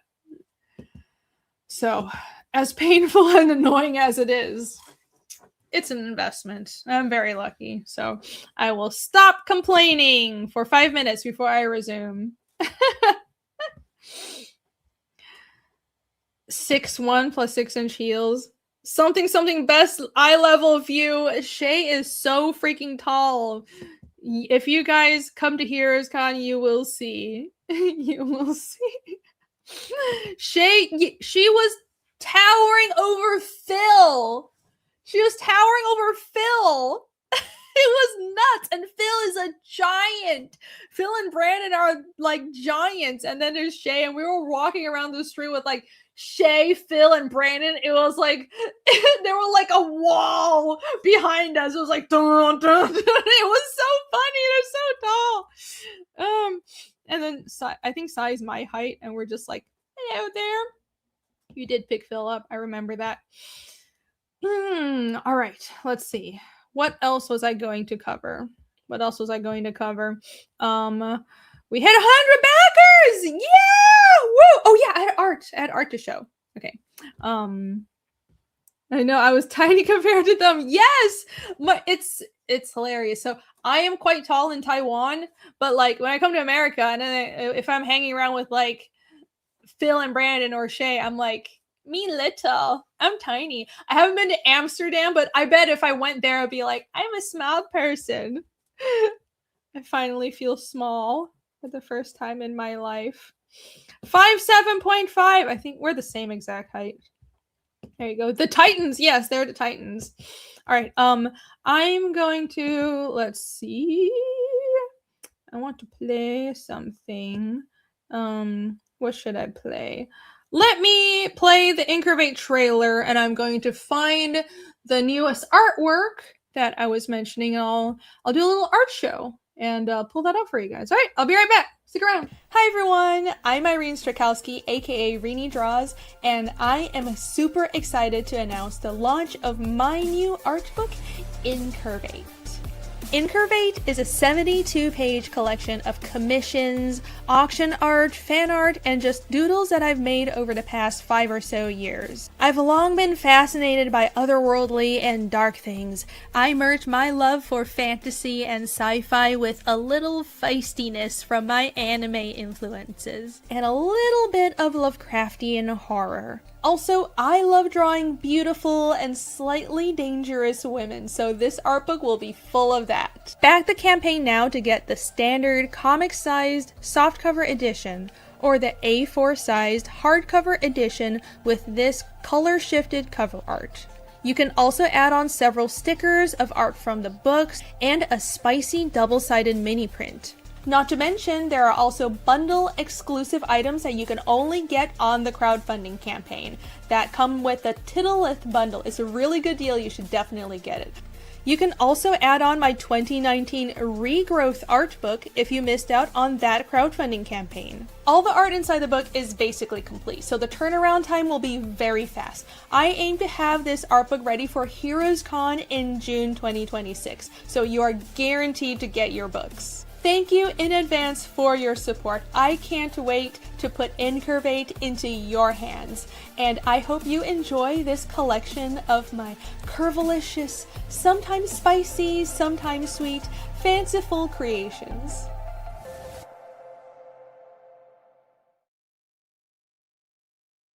Dun dun dun dun! Sai says, go hard, soft is for girls. Oh my. Oh my. Both, luckily, this campaign offers both soft and hard, so you can get whatever you like. I am surprised. You can get whatever your heart desires. I'm very surprised, though. I mean, and grateful. A lot of people got the hardcover. So if we look down at the tiers, of course, there's the Tittleth bundle. That's the featured everything perk that has exclusive items, and you should definitely get that. It's only 150. It's only 150. You get so much good stuff. But there's I have just the softcover art book, and I have the art book with the book plate, which is like a signature plate you can put in the book. And so I offer both the soft cover and the soft cover with the book plate, and then the hardcover and the hardcover with the book plate. And a lot of people got the hardcover with the book plate, and people seem to prefer the hardcover signed or just the big bundle, and that's really great.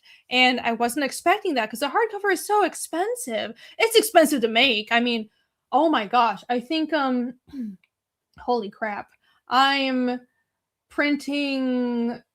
I want to print about 200 copies, and so it is thousands of dollars, guys. Hardcovers are really expensive, but they look so good. They look so good, and this is an A4 hardcover. It's larger than the softcover. The softcover is just comic book sized. So I figure, hey, if I'm going to make an actual hardcover book, go big or go home, right? So I made it A4 size, and it costs so much to produce, but it's worth it. I'm sure it'll be worth it. I'm really excited to see it. We're putting the extra work into like putting it together now. There's all these like specific things you have to do for hardcovers, but yeah, people seem to really want the hardcover and also that the big bundle. So thank you guys. Speaking of that, so much value. Yes, so much value. I mean, really though, the Tittleth bundle is discounted from like 170, so you guys are getting really good value and exclusive items as well. And speaking of, hold on, my camera's being janky. Let me turn it this way a little bit. It's never pointed at my dang face. I'm like leaning forward and talking as if you guys can actually see me. Speaking of, let me go back to this. Boop. Hi. And let me pull up the artwork that I was talking about. Let's go. Share screen. Beep, beep, beep, beep, beep, beep, beep, beep, beep, beep, beep. Okay, good. This is a censored version. Great, good job. Me, no imploding my screen or my stream and channel. There you go. Woo! This is the final piece of artwork for the art book. This is the piece that Matt Yackey colored. He did a killer job. It's so good. If you want to see the full uncensored version, it is on X, of course, so you can go to Twitter and you can see it there. But yeah, check this out. So this is the final piece of artwork for the art book, and we got that in yesterday, and Bancroft is pre-pressing this. And of course, like I said, the softcover version is already done. We're pretty much ready to send that off to print already. So yeah, and this is not only a piece in the art book, but this is the exclusive mini print that comes with the Titolith bundle. So you'll get this as a mini print.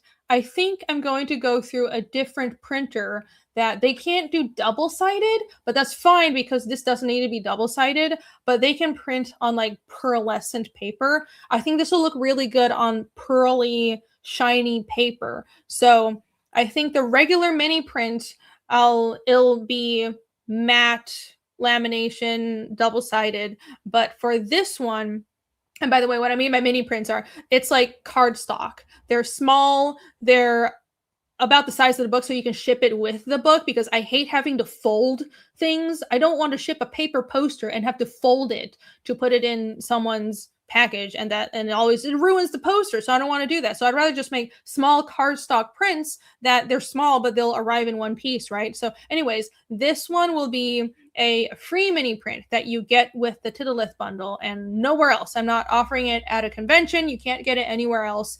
But yeah, I think I'll go through this other printer that can make it like all nice and shiny and stuff. And oh, speaking of that, Epignosis, I get that. All right, yes. If you backed the Titolith bundle, you get this. You get this piece. Boom, I'm back. Hi. But yeah, if you back the Titolith, then you get this as a mini print, and you also get like the little stickers, like the floating ice stickers as well. So you get a lot of goodies. I make these bundles good, all right? You gotta trust me. Trust me, I got you. It's all right. Hey, boo folds. Yes, I hate it. I hate getting a poster and it's just all folded up.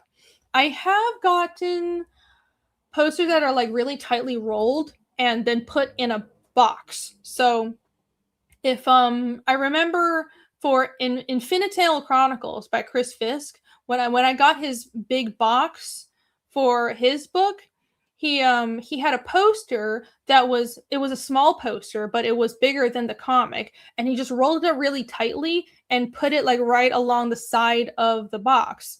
And that's a really cool idea. Like that would work. That's something I could consider for Fiendish. But this art book doesn't have like a big box, so that's not really feasible. And it's for Fiendish 1, I offered really big like movie posters, like 24 by 36 inch posters, and I had to ship those out in poster tubes, and it was a nightmare. I think I lost money because those are expensive and it was a pain to pack them, and I'm not doing that again.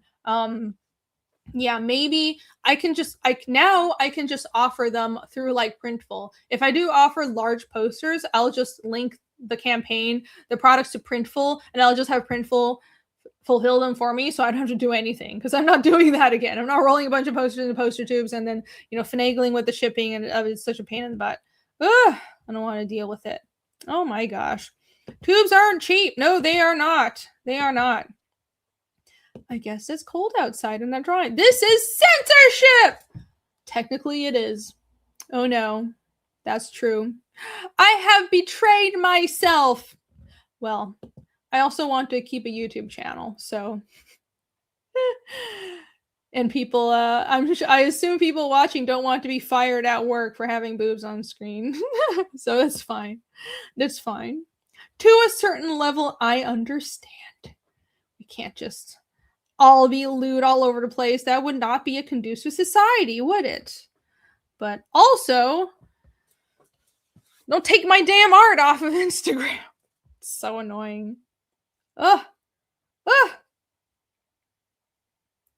What my one regret is now I can't suggest that name again for any future bundles. Well, you see, Titty Connoisseur, I'm sure you'll come up with even better names in the future. Because ideas will come. You have to trust yourself to come up with more good ideas. That was a good name, though. The Titolith is because of Titty Connoisseur. Believe it or not, in case you can't tell by his name, he named the bundle. So shout out to you. Thank you for that. You have done done very much for this campaign.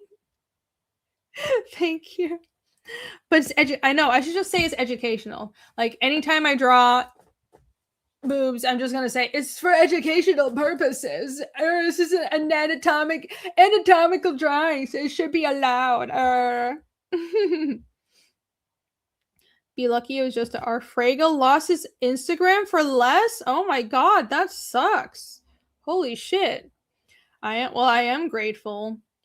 Yeah, I don't even understand. Because I had posted artwork that had some nudity in the past, but like, again, it's not explicit. I don't draw anything explicit. It's very mild, and it's never been a problem. But I guess things are changing. Yeah, someone mentioned the Kickstarter TOS. Kickstarter updated their TOS to it's kind of ambiguous. It's both not ambiguous and also ambiguous, and I'm very confused because it sounds like it all depends on how they want to apply these rules, and it also depends on whether they want to bother applying it to comics, which is not the biggest sector and therefore might be under the radar enough to be ignored, but who knows, right? And I would think that Kickstarter would understand that, at least for comics, well, the bread and butter in the comic sector is a bunch of booby books. And sure, some of the books are just like straight up pornos, but and they might be saying we don't want that on your platform. But something like my book or something like Arnold the Barbarian, we're not explicit. It's just like, it's for adults, sure, but it's nothing explicit. And is that actually going to be allowed? I think it's going to be fine, but I'm kind of wary. Because just who knows? It feels like there's a lot of soft censorship creeping in on a lot of platforms, and it seems like the source are payment processors. It's apparently the payment processors being exerting pressure on platforms, saying that, well, we don't want to transfer payments or handle payments for things that are degenerate or whatever, and it's kind of up to them. But the thing is, these things are entirely subjective, and I just see it leading to these situations where, well, you can have two people creating the exact same level of stuff, of art that is like just as showy and the same level of explicitity. Is that a word? Whatever, you get what I mean. But if one person has somebody that hates them, and they get reported to the payment processor, and the payment processor can use this rule to take down their stuff, but the other person that was doing the exact same type of art is totally fine. I see this happening, and it's just stuff that I don't think is great. I don't think it's great. I don't understand why the payment processors are meddling in everyone's business, because I understand if Kickstarter doesn't want their front-facing images and their platform to have anything explicit on it. Like, of course, if I post all my campaigns, I don't have like the full art showing. Everything is censored. And so when I do launch INCURVATE on Kickstarter, because I'm still planning to, I will probably only have the pieces that are fully clothed or like in bikinis and stuff. And I'll tell people like, yeah, it's kind of a booby book, but I'm not going to show the pieces that have anything uncovered. And this piece, for example, I'll probably just have a really small in the thumbnail and I won't have it big on the campaign. And that's fine because my book it's not like every single piece is revealing. There's plenty of pieces that are fully clothed and it's not a problem, but I'll just be more careful. I understand platforms wanting their front-facing side to be safe for work, because again, what if someone pulls their campaign up at work or pulls the website up at work? You don't want that stuff in a public space. But then at the same time, just saying you can't even sell things that are explicit and telling adults you can't consume or sell something that's completely artistic and fictional, that bothers me. Maybe I'm making a mountain of a molehill, but also I don't think I am. Right. It's almost sad. It's not just them. No, it's everybody. It's everything. Yeah. it's more than that. It's Stripe. That's what I hear. That's what I hear. Barb Rogers gifted 10 memberships. Thank you. Thank you so much. I appreciate it. I appreciate it. I asked Jake for a side quest. I'll claim his next campaign as my fault. It is not your fault. It's fine. Raining memberships. Yeah. Thank you so much, Barb Rogers. I appreciate it. Thank you. Woo. Draw them doing yoga. That's just slide past the censors. Yeah, that's what I'm going to do from now on. My next art book will be INCURVATE or whatever. And it's just everyone is in yoga poses. They'll be wearing the skin suits from Ghost in the Shell, where it looks like she's naked, but she's not, because she's wearing like a skin-colored skin suit. She's totally not naked, everybody, and they're just doing yoga poses. Yeah, that'll be fine. Oh my god. Pardon me. Choking on my coffee.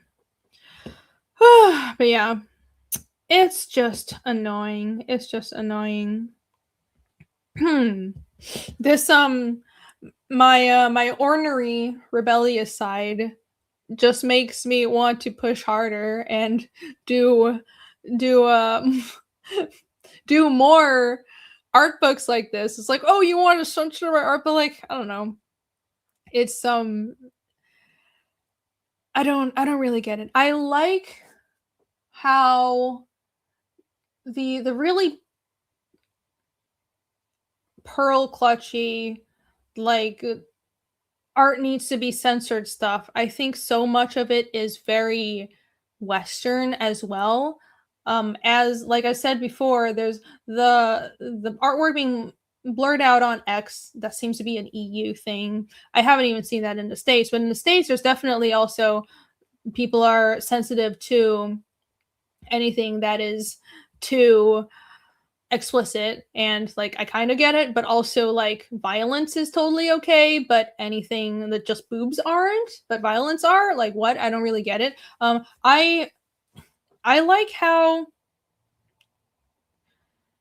how art and expression is approached in Japan, where there's this idea that fiction is fiction, and I think that's part of the reason, not the only reason, but part of the reason they can have such an orderly society. It is helped by the extreme allowance that they give to art. Like, if your art can just be whatever people want, I think people can get their subconscious and any subconscious underlying darkness out in art. I think that helps society, and that's part of why when any discussion about, well, I know this isn't what's happening, right? It's just like very mild, like, oh no, you can't post boobs. Okay, big deal. But it makes me think about other types of censorship and people who are revolted by anything that isn't, well, totally wholesome. And like, when I see opinions that are along the lines of anything that you create, that means you endorse it. Like, if I'm drawing a demon girl, then that means, oh my god, like, I don't know, I endorse Satanism or something. Obviously not, but that's just such a brain dead take. But also, people who don't understand that fiction and real life are completely separate. I think there's more of that in America. And it bothers me, not just because I personally am like, I want to draw whatever I want. There's part of that. I think that if I want to draw a comic like Fiendish and tell a really good story, I'm not going to be able to do that unless I feel at liberty to draw whatever the fuck the story demands. If the story demands I draw something and depict something to get my point across, then I should feel at liberty to do that without fear of someone else taking it the wrong way and throwing a fit, even though it's something in fiction. You know what I mean? And I want the same for other creators. I want you to be able to express yourself and make a point without other people misunderstanding how you made that point, because it's not real. It's just art. And I think Japan understands this really well from what I've seen. And it's a constant joke that anime is so fucked up and there's so much fucked up weird stuff in manga. But I think that's a good thing, because you're getting your fucked upness out in the fantasy realm. So it doesn't have to spill out into real life. Like, maybe I'm crazy for thinking that, but I don't think I am. I think it's really good if a culture allows their art and their artists to be absolutely fucking wild, and that helps people be less insane in real life to each other. Because you're not going to get rid of that darkness. You're not going to get rid of people's fucked up thoughts. It's going to go somewhere, and if you're not going to allow it to go out into the art, then there's only one more place to go, and that's real life, right? It makes sense to me. It makes sense to me. I'm not just peering into another dimension and reporting it. Yes, I am. Yes, I am. I'm telepathically peering into another dimension and just drawing Fiendish from that. The same image is up on X just fine uncensored. I think it's your region. Like, you're in America, so you should be fine. Like, I've never gotten the censor thing on X, but if you're not in the States, if you're in like the UK or the EU, it's regional. Some regions, they blur out anything explicit unless you age verify. And I didn't know this because it's never happened to me on X before, but apparently it's a thing, so now I know, which is annoying. And but that's just how it is nowadays. It's just how it is. 100% agreed. Art is a release. Yeah, it is a release. So that's what I think of, and that's why this stuff bothers me. It's not entirely just because I want to draw whatever the fuck I want. Like, it's just, I think it's genuinely unhealthy. I don't think it's good for people's psyches. How are the auctions going? Great question. Let's go back to that. Let's stop ranting about censorship, and let's go back to the actual auctions, shall we? And we've been going for a couple of hours, so I won't be going for too much longer. I need to get back to work, but we will take a look at the auctions and then wrap things up. So, oh, some person just showed up right as I said we were going to wrap things up. Welcome. Thanks for being here. It's okay. We'll keep going for a little bit. So, boob justice. Yes. Escape valves are important. Yes, indeed. Oh, yeah. In not just this piece, hold on. I wanted to show you guys. So this is the cover for the softcover version of INCURVATE, of course. But also, I wanted to show you guys, I tweaked the colors a bit. And this is the hardcover version. And so there's like a slightly tweaked version of this is the final now. And this is what I'm sending off to print. I am always tweaking the colors for this is why I'm a slow colorist, because like I'm really bad at just picking a color scheme early on, or usually I am, and I'm always like tweaking the colors and filtering it right up until we go to print. But anyways, I just wanted to show you guys, I kind of updated the colors on this piece, and this is the final hardcover cover, and we're working on doing the pre-press for this now. Those nipples are particularly rich in color. Yes, indeed. Marumi says most of my posts were flagged early on X, even when verified. Oh, well, if it was back in the Dorsey days, then things were extra weird on Twitter, weren't they? A lot of things were getting flagged for no reason. It's less so now. But I guess things there's still a problem with it in the EU, which is not surprising because they don't like Elon, so that's probably why they're doing it and censoring stuff that they don't like on the platform. That makes sense. It's just the EU. They don't like X. Makes sense. Some person been dropping links to this campaign all over, even on Rumble. Thank you so much, some person. I appreciate that. Epignosis says, I love those colors. Thank you.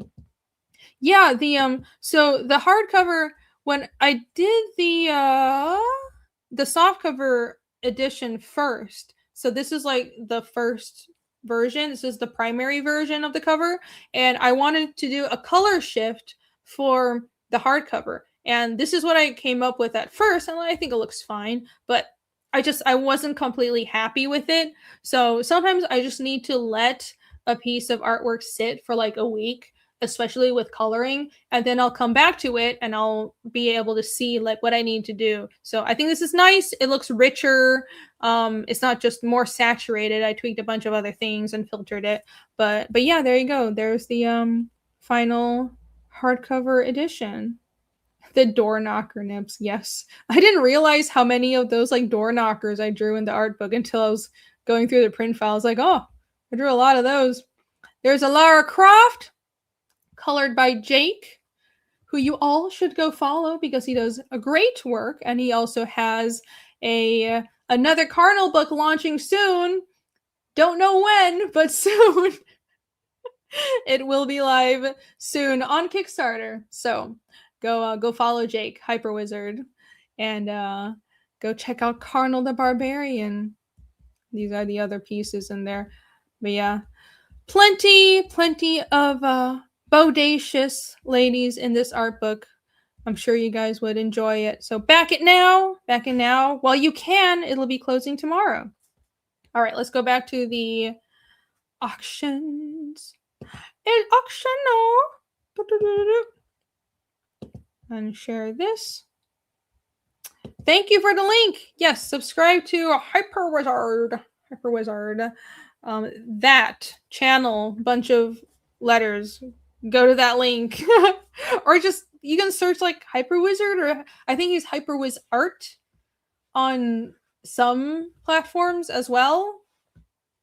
It's not entirely consistent. It's a little confusing, but it's fine. He's easy to find. Jake's easy to find. I'm making Bancroft suffer. Has Bancroft been converted to the nipple side? I don't think so, but I think he's just putting up with the torture that I'm putting him through. He's just trying to make a living, guys. He's just trying to make a living. Poor Bancroft. He had to suffer through not just Cardinal, but then my book. It's unfortunate. The angelic woman reminds me of a Digimon. It is. It's Angie-Womon. I kept saying angel woman.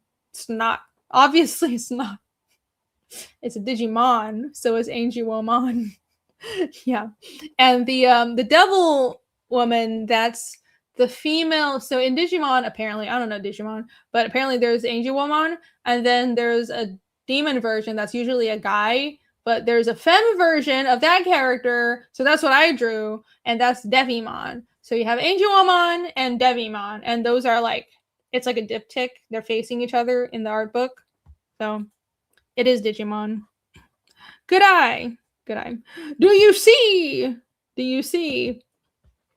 That too. That was the intention. That too. All right. Let's pull up the auctions, shall we? Let's pull up the auctions, and then I think I will call it a night. Sure. Here we go. Whee! All right. Speaking of the Devimon, this piece is at $330, and if there's only 21 bits, it's not. I need to refresh this. 6 days, 22 hours. This is from like a week ago. Oh my gosh. I don't think it's gone up because it's for like these eBay. There you go. 1 day, 22 hours. For these auctions, it's always like very front loaded. So I'm not expecting it to go up by much, but you can surprise me by bidding on it right now. But yeah, I have the actual piece right here. I can show you guys. 2 more hours. I have to get ready for work. Oh my gosh, why aren't you sleeping? You should go to sleep. Don't let me keep you up. Oh dear. Well, thank you for being here. This is the Devimon. Behold. It is real. It exists. And this is an 11 by 17 piece. So it is quite hefty. And so when I ship original art, especially these bigger 11 by 17 pieces, I usually frame them. Like I just buy a bunch of cheap frames on Amazon, and because I'm worried about artwork getting smashed in shipping. So you will get this. If you win the bid, you will get this framed, and that will ensure safe delivery. It'll be a little while though, because I'm really busy right now, so it might be a couple weeks until I can get to shipping it. But you will get your artwork, and it'll be nice and framed and everything. And this is an 11 by 17 piece. It is quite sizable in more ways than one. Sizable in more ways than one. T.D. Conisher gave his stamp of approval. There you go.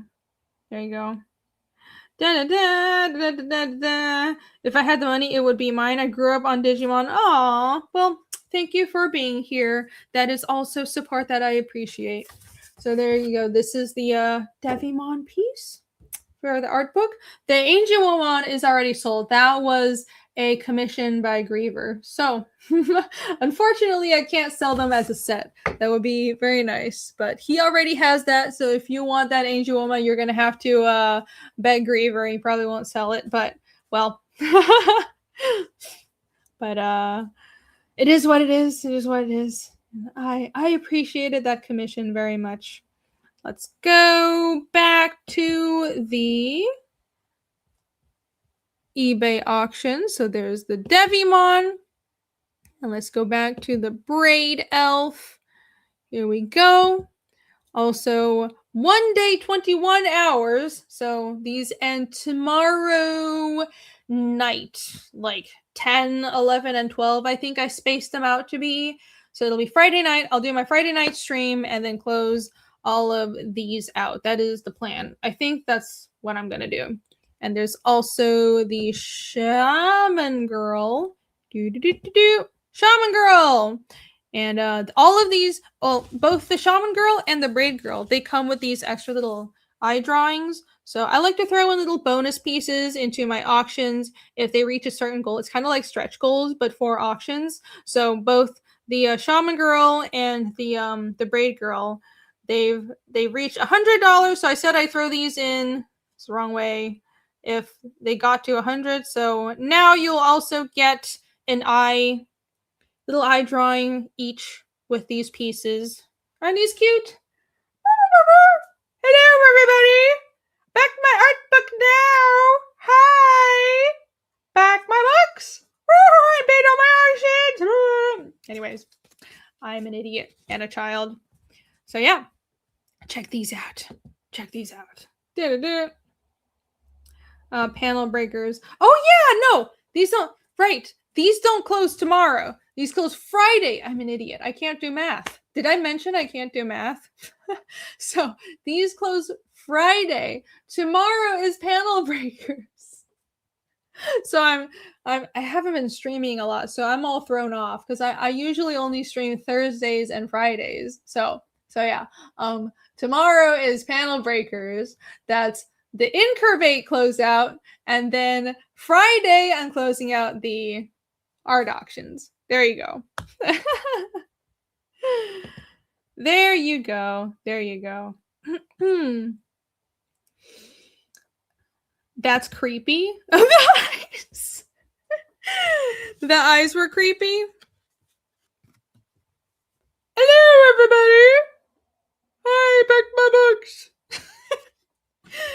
give someone nightmares. I apologize.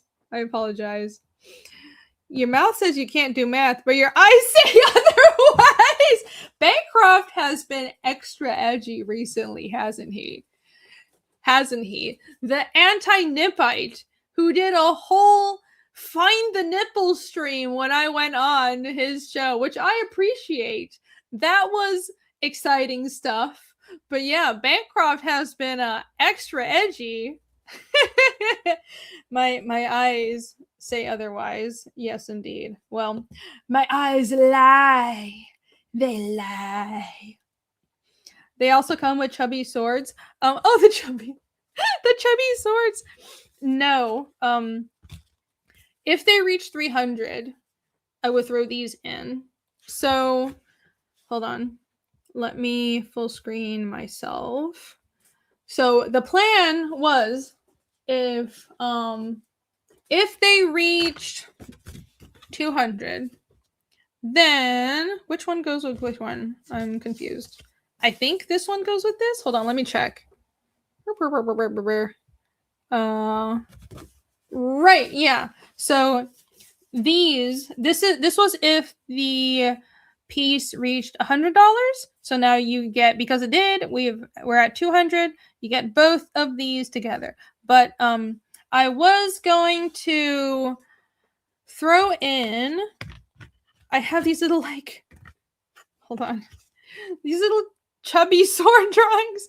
They are chubby swords. I didn't even think of it that way, but they are. They're little chubby swords. I was gonna throw these in with the bundle if they got to 300, but they haven't. So right now, unfortunately, the swords are not part of the package. But if the two Shaman Girl pieces do get to 300, then you get 3 pieces of artwork. And this Shaman Girl, this bundle would be all 3 of these, and then the other Shaman Girl, moving things around, would be this and this, and also this. So here you go. Maybe these 3 pieces, but only if the auction, the 2 smaller pieces, get to 300. Oh, and by the way, both of these Shaman Girls, they're ink-only drawings. So what they are is, I didn't pencil it. It was kind of for like this challenge I saw going around on Twitter where you just took a pen and drew whatever you could with a pen without any underdrawing. So I wanted to see what I could do with that. So, and I filmed it. So I have some shorts as proof. It's on video, no pencils. So for whatever that's worth, I thought that was kind of fun. So if it's a fun detail, little backstory to these pieces. So yeah, these are ink only Shaman Girl drawings. And if these bids get to 300, they'll come with these extra little bonus pieces. But not before. I also have, I have this sheet of just like chicken scratch, and I don't really know what to do with it. Guys. These are also little pieces that went into the art book, little like space filler thingies, but I have no idea what to do. So maybe I'll offer this on like a future campaign as a bonus item. Maybe like if the Devimon gets like 400, maybe I'll throw this in. But otherwise, I don't really know what to do with it because it doesn't fit being an auction piece on its own, right? I mean, if somebody wants to buy it, you can just ask me. But I don't really think anybody would because it's just like a random sheet of doodles. It's on like comic book backing board, by the way. It's just on a piece of backing board. I would draw things on backing boards all the time for like convention sketches until someone was like, that looks cheap. I was like, oh, but the backing board is sturdy. So I thought it was cool, and it's the same size as a comic. I thought it was a good idea, but apparently I don't think it's any less archival than if you drew it on Bristol board, but I try to not just draw on comic book board as much. Even though it's fun, I still really like it. Is your heart broken? No, it's been patched up. It's mended. And it's okay now. It's okay now. Just melting. There's a bleeding heart. No, it's a melting heart. It's patched up and it's melting, but it's okay because it's strong. Strong. I'm an idiot. You make stickers out of them. Then when they're famous Rini pieces, you sell the original. Okay, maybe I should do that. Maybe I should do that. Yeah, I've been thinking of campaigns that I could do other than Fiendish. And of course, when I do have enough artwork, just miscellaneous artwork to do an art book, I'll be doing more art books.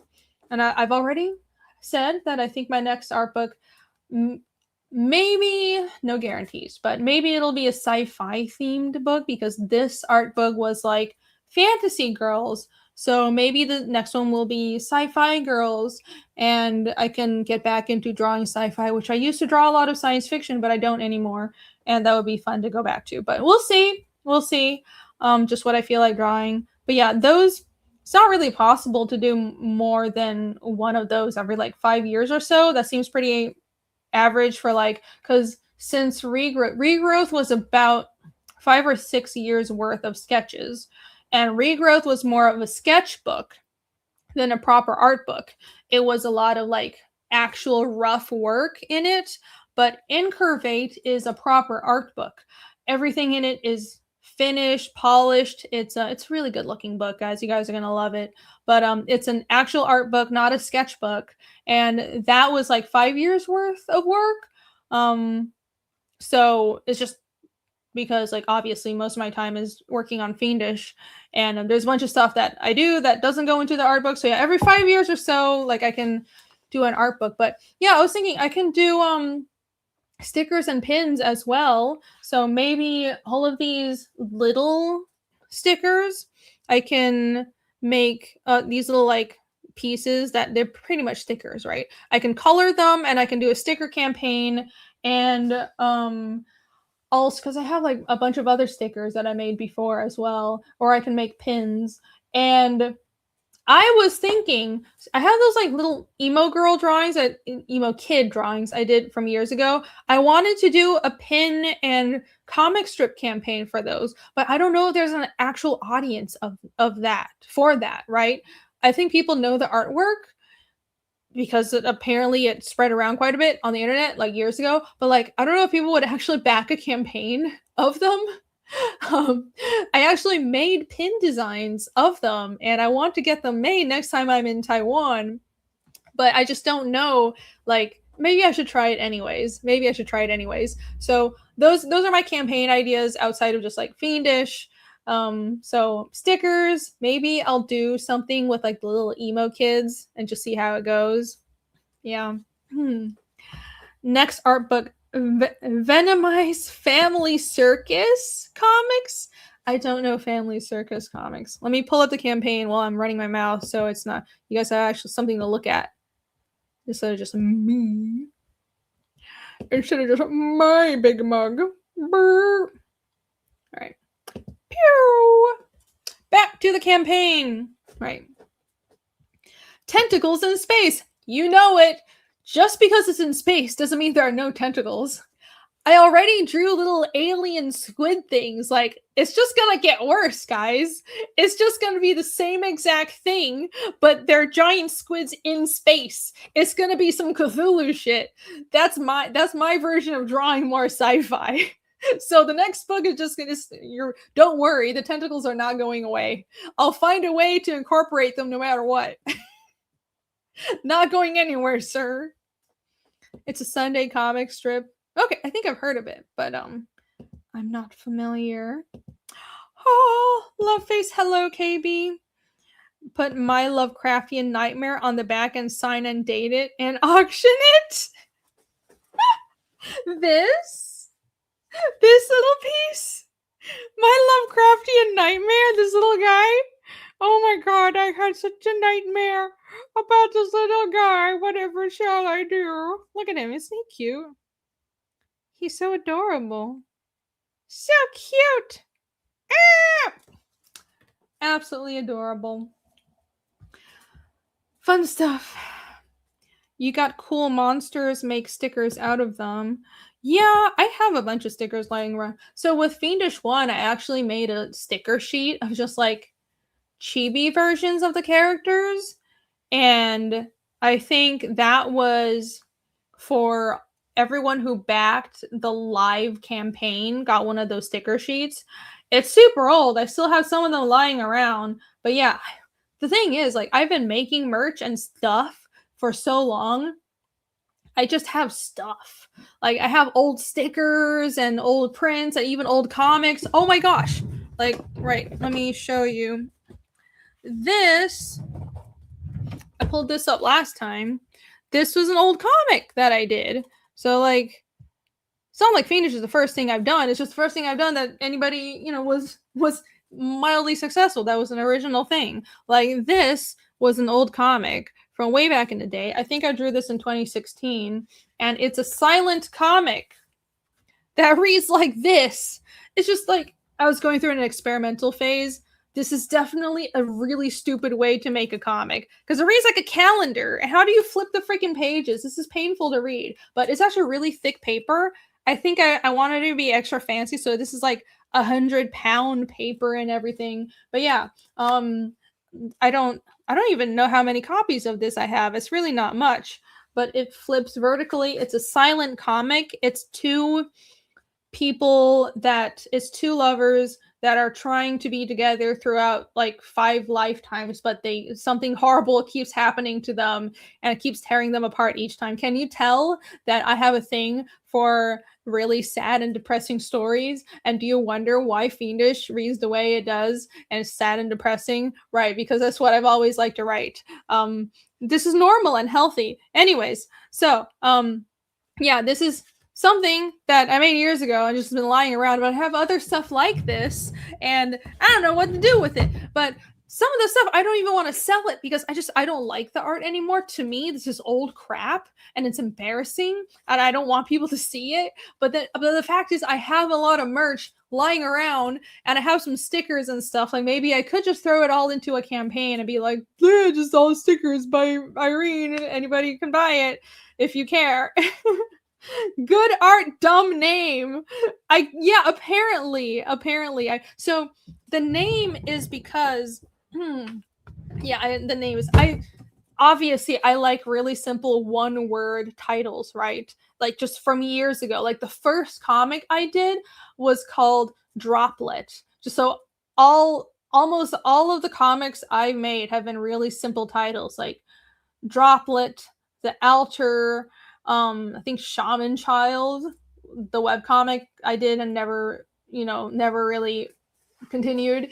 That one was like the longest hub. I like Fiendish, Incurvate. I like simple titles, but yeah. So the reason this is called Bees is because there are these items. These two souls have this bracelet, this orange bracelet, and the other person has these this orange necklace, and they're items that follow them throughout different lifetimes and every time wherever they end up in the world. So first they're like these Chinese children and they're gifted these items, this bracelet and this necklace, when they're engaged as children, but then one of them dies and then tragedy strikes and they can't be together, right?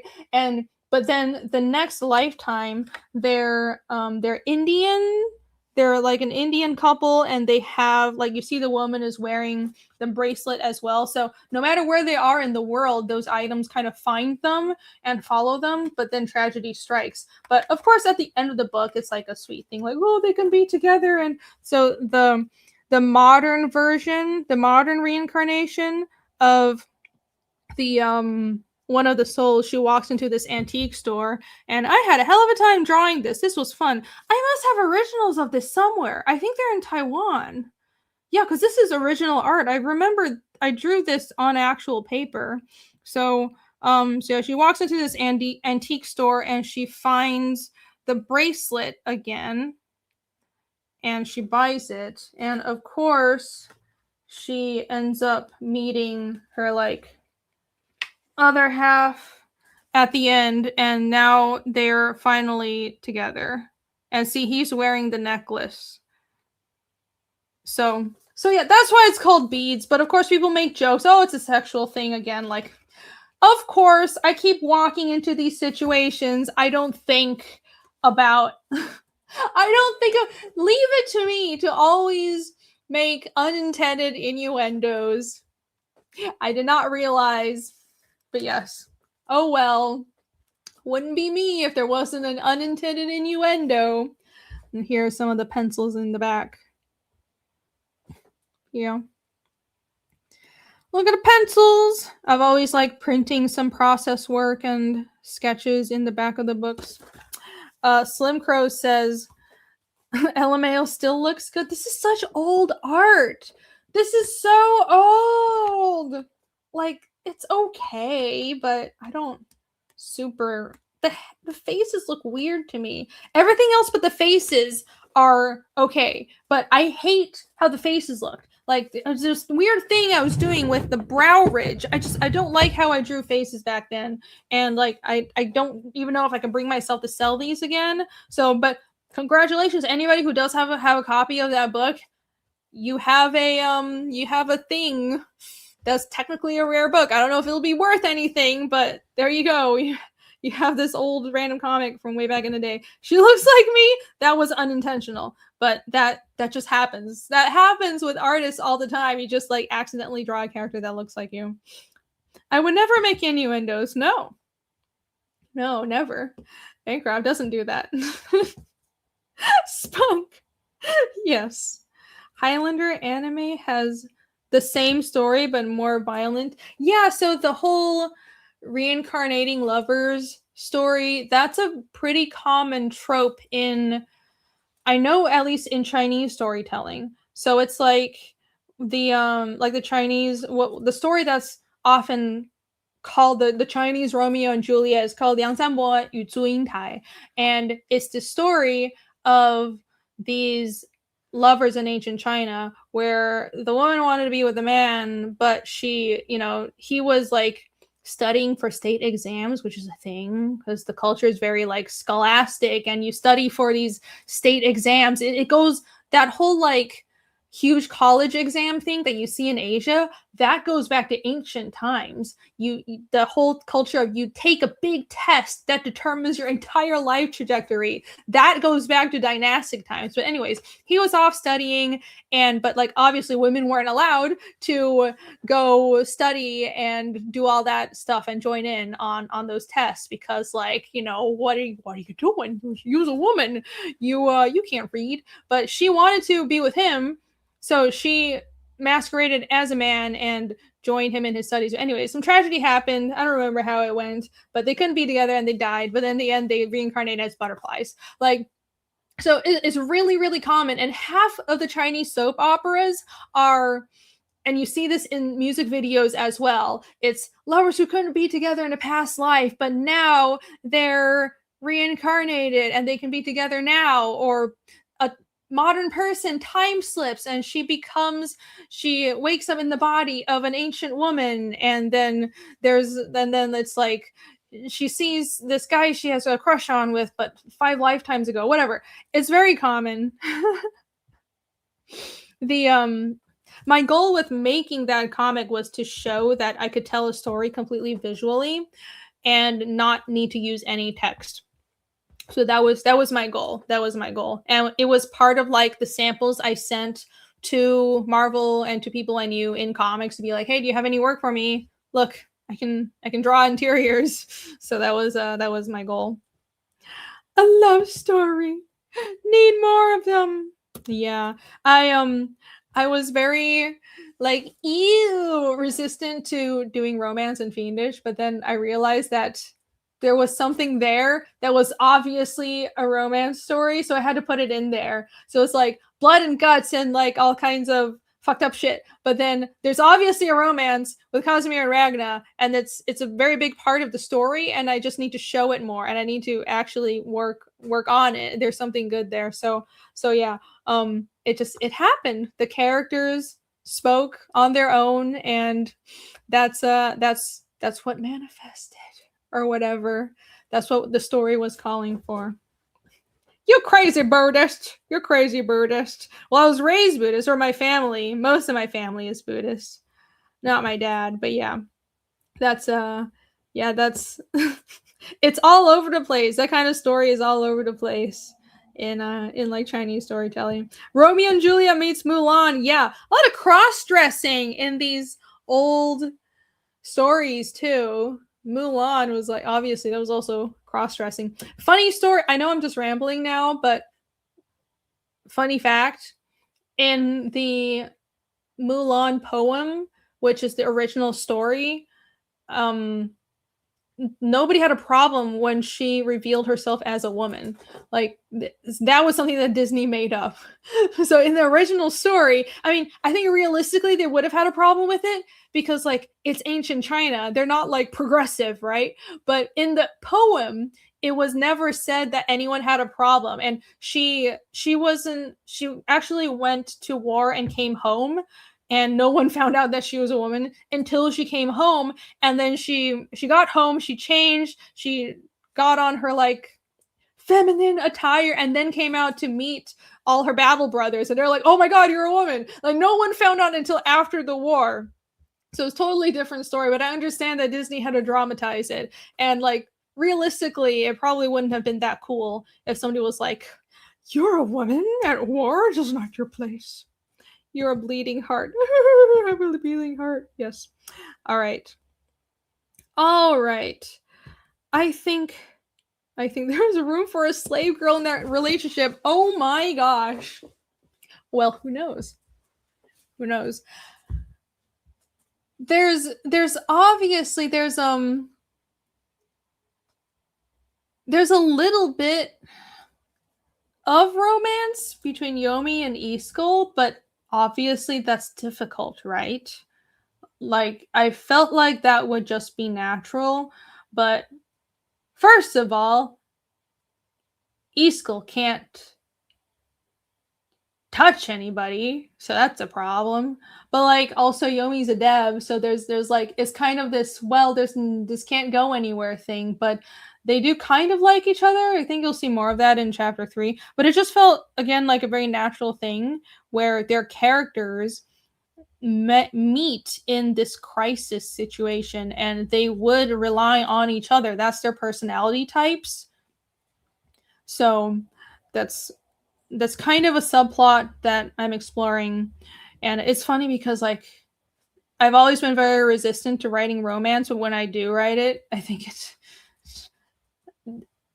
I'm not bad at it. So I just need to embrace it more. I need to just embrace it more. When there's a will, there's a way. Just like traumatize each other. Yeah. Don't know how that's gonna work. It's like some Chobits situation. It's like reverse Chobits, isn't it? We'll see. There are ways to depower people. I don't want to like, that is possible, but I kind of wanted Iskul's curse to be a thing that lasts through the entire story, right up until the end, because it's like, if it's just that thing, like in like, maybe I'll change my mind, but that thing in a lot of superhero stories where, well, this magic item takes away the curse or takes away the it almost, not like something like kryptonite, but something like Iskul's curse, which is supposed to really cripple him. Like, he can't touch anybody without causing them pain. It's kind of like a rogue, but more psychological. That's what his curse is. And I want it to be an actual curse that means something. Like, there's a reason his curse is there. It ties to the plot. And if I just, if I came up with an easy way for it to be removed, then it would water down the fact that he has a curse. So I don't want it to be a thing that's easily done away with. I think he eventually would gain more control over it, but it shouldn't go away. I don't want to indulge in cheap storytelling like that. Yeah, either you commit to that kind of stuff being actually really painful and affecting your characters, or don't do it. You can kiss Rogue with Leech in the next room, just saying. Have them gather the Dragon Balls. they'll be gathering all the balls. There will be a section of the story that's like treasure hunty, but yeah, no spoilers. No spoilers. I'm going to stop talking because I'm just going to start spoiling the story and where it's going to go from now on. And we don't want that, do we? We don't want that. All right. Back to this. I'm going to wrap things up and go to bed. I think that's all the updates that I was going to mention today. I sent out an email blast. So if any of you haven't checked your email yet, check your emails.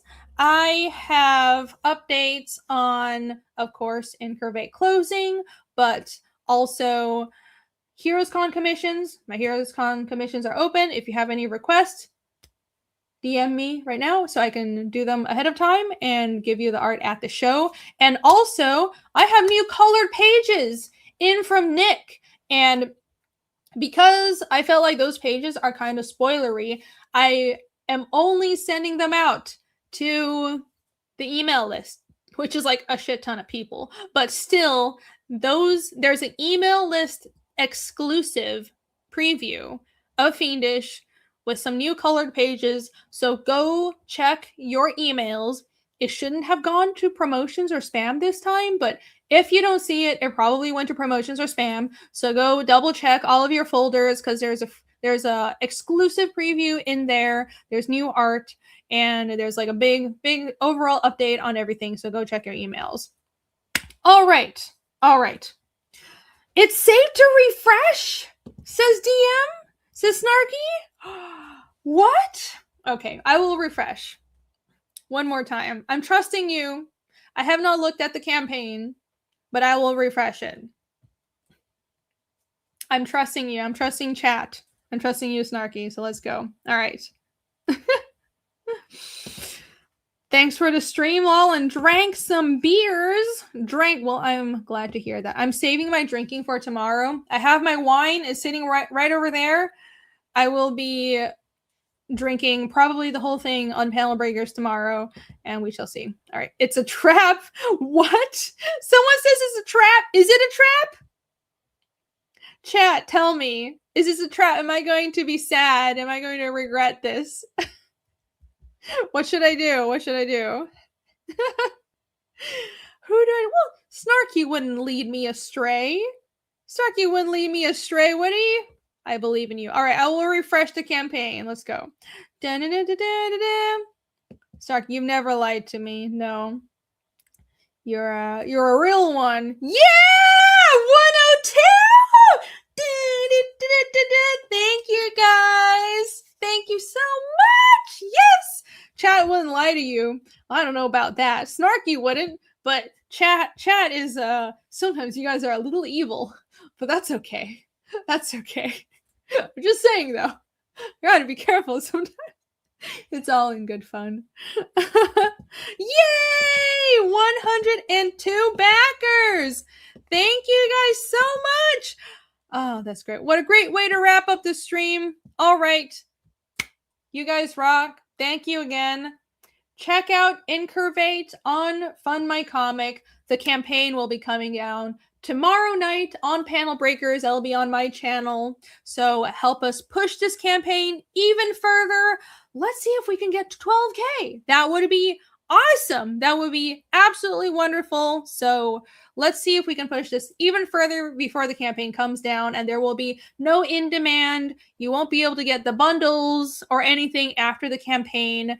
Only the soft cover will be on the Fiendish store, I guess. But if you want the book early if you want all the extra bonus items and the stickers, and especially the Titleist tier with all the extra exclusive items right here. You need to back it right now on Fund My Comics. So back it now and you'll be getting your books in like 1 month, because we're going to print like on Friday. Everything is ready to go, almost ready to go, except the hardcover, but short turnaround.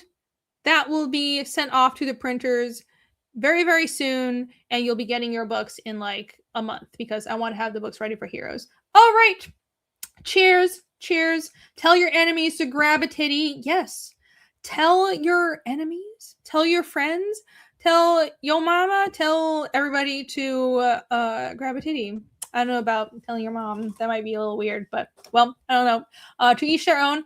Check out this campaign, everyone, and I will see you guys tomorrow on Panel Breakers. Cheers! Cheers!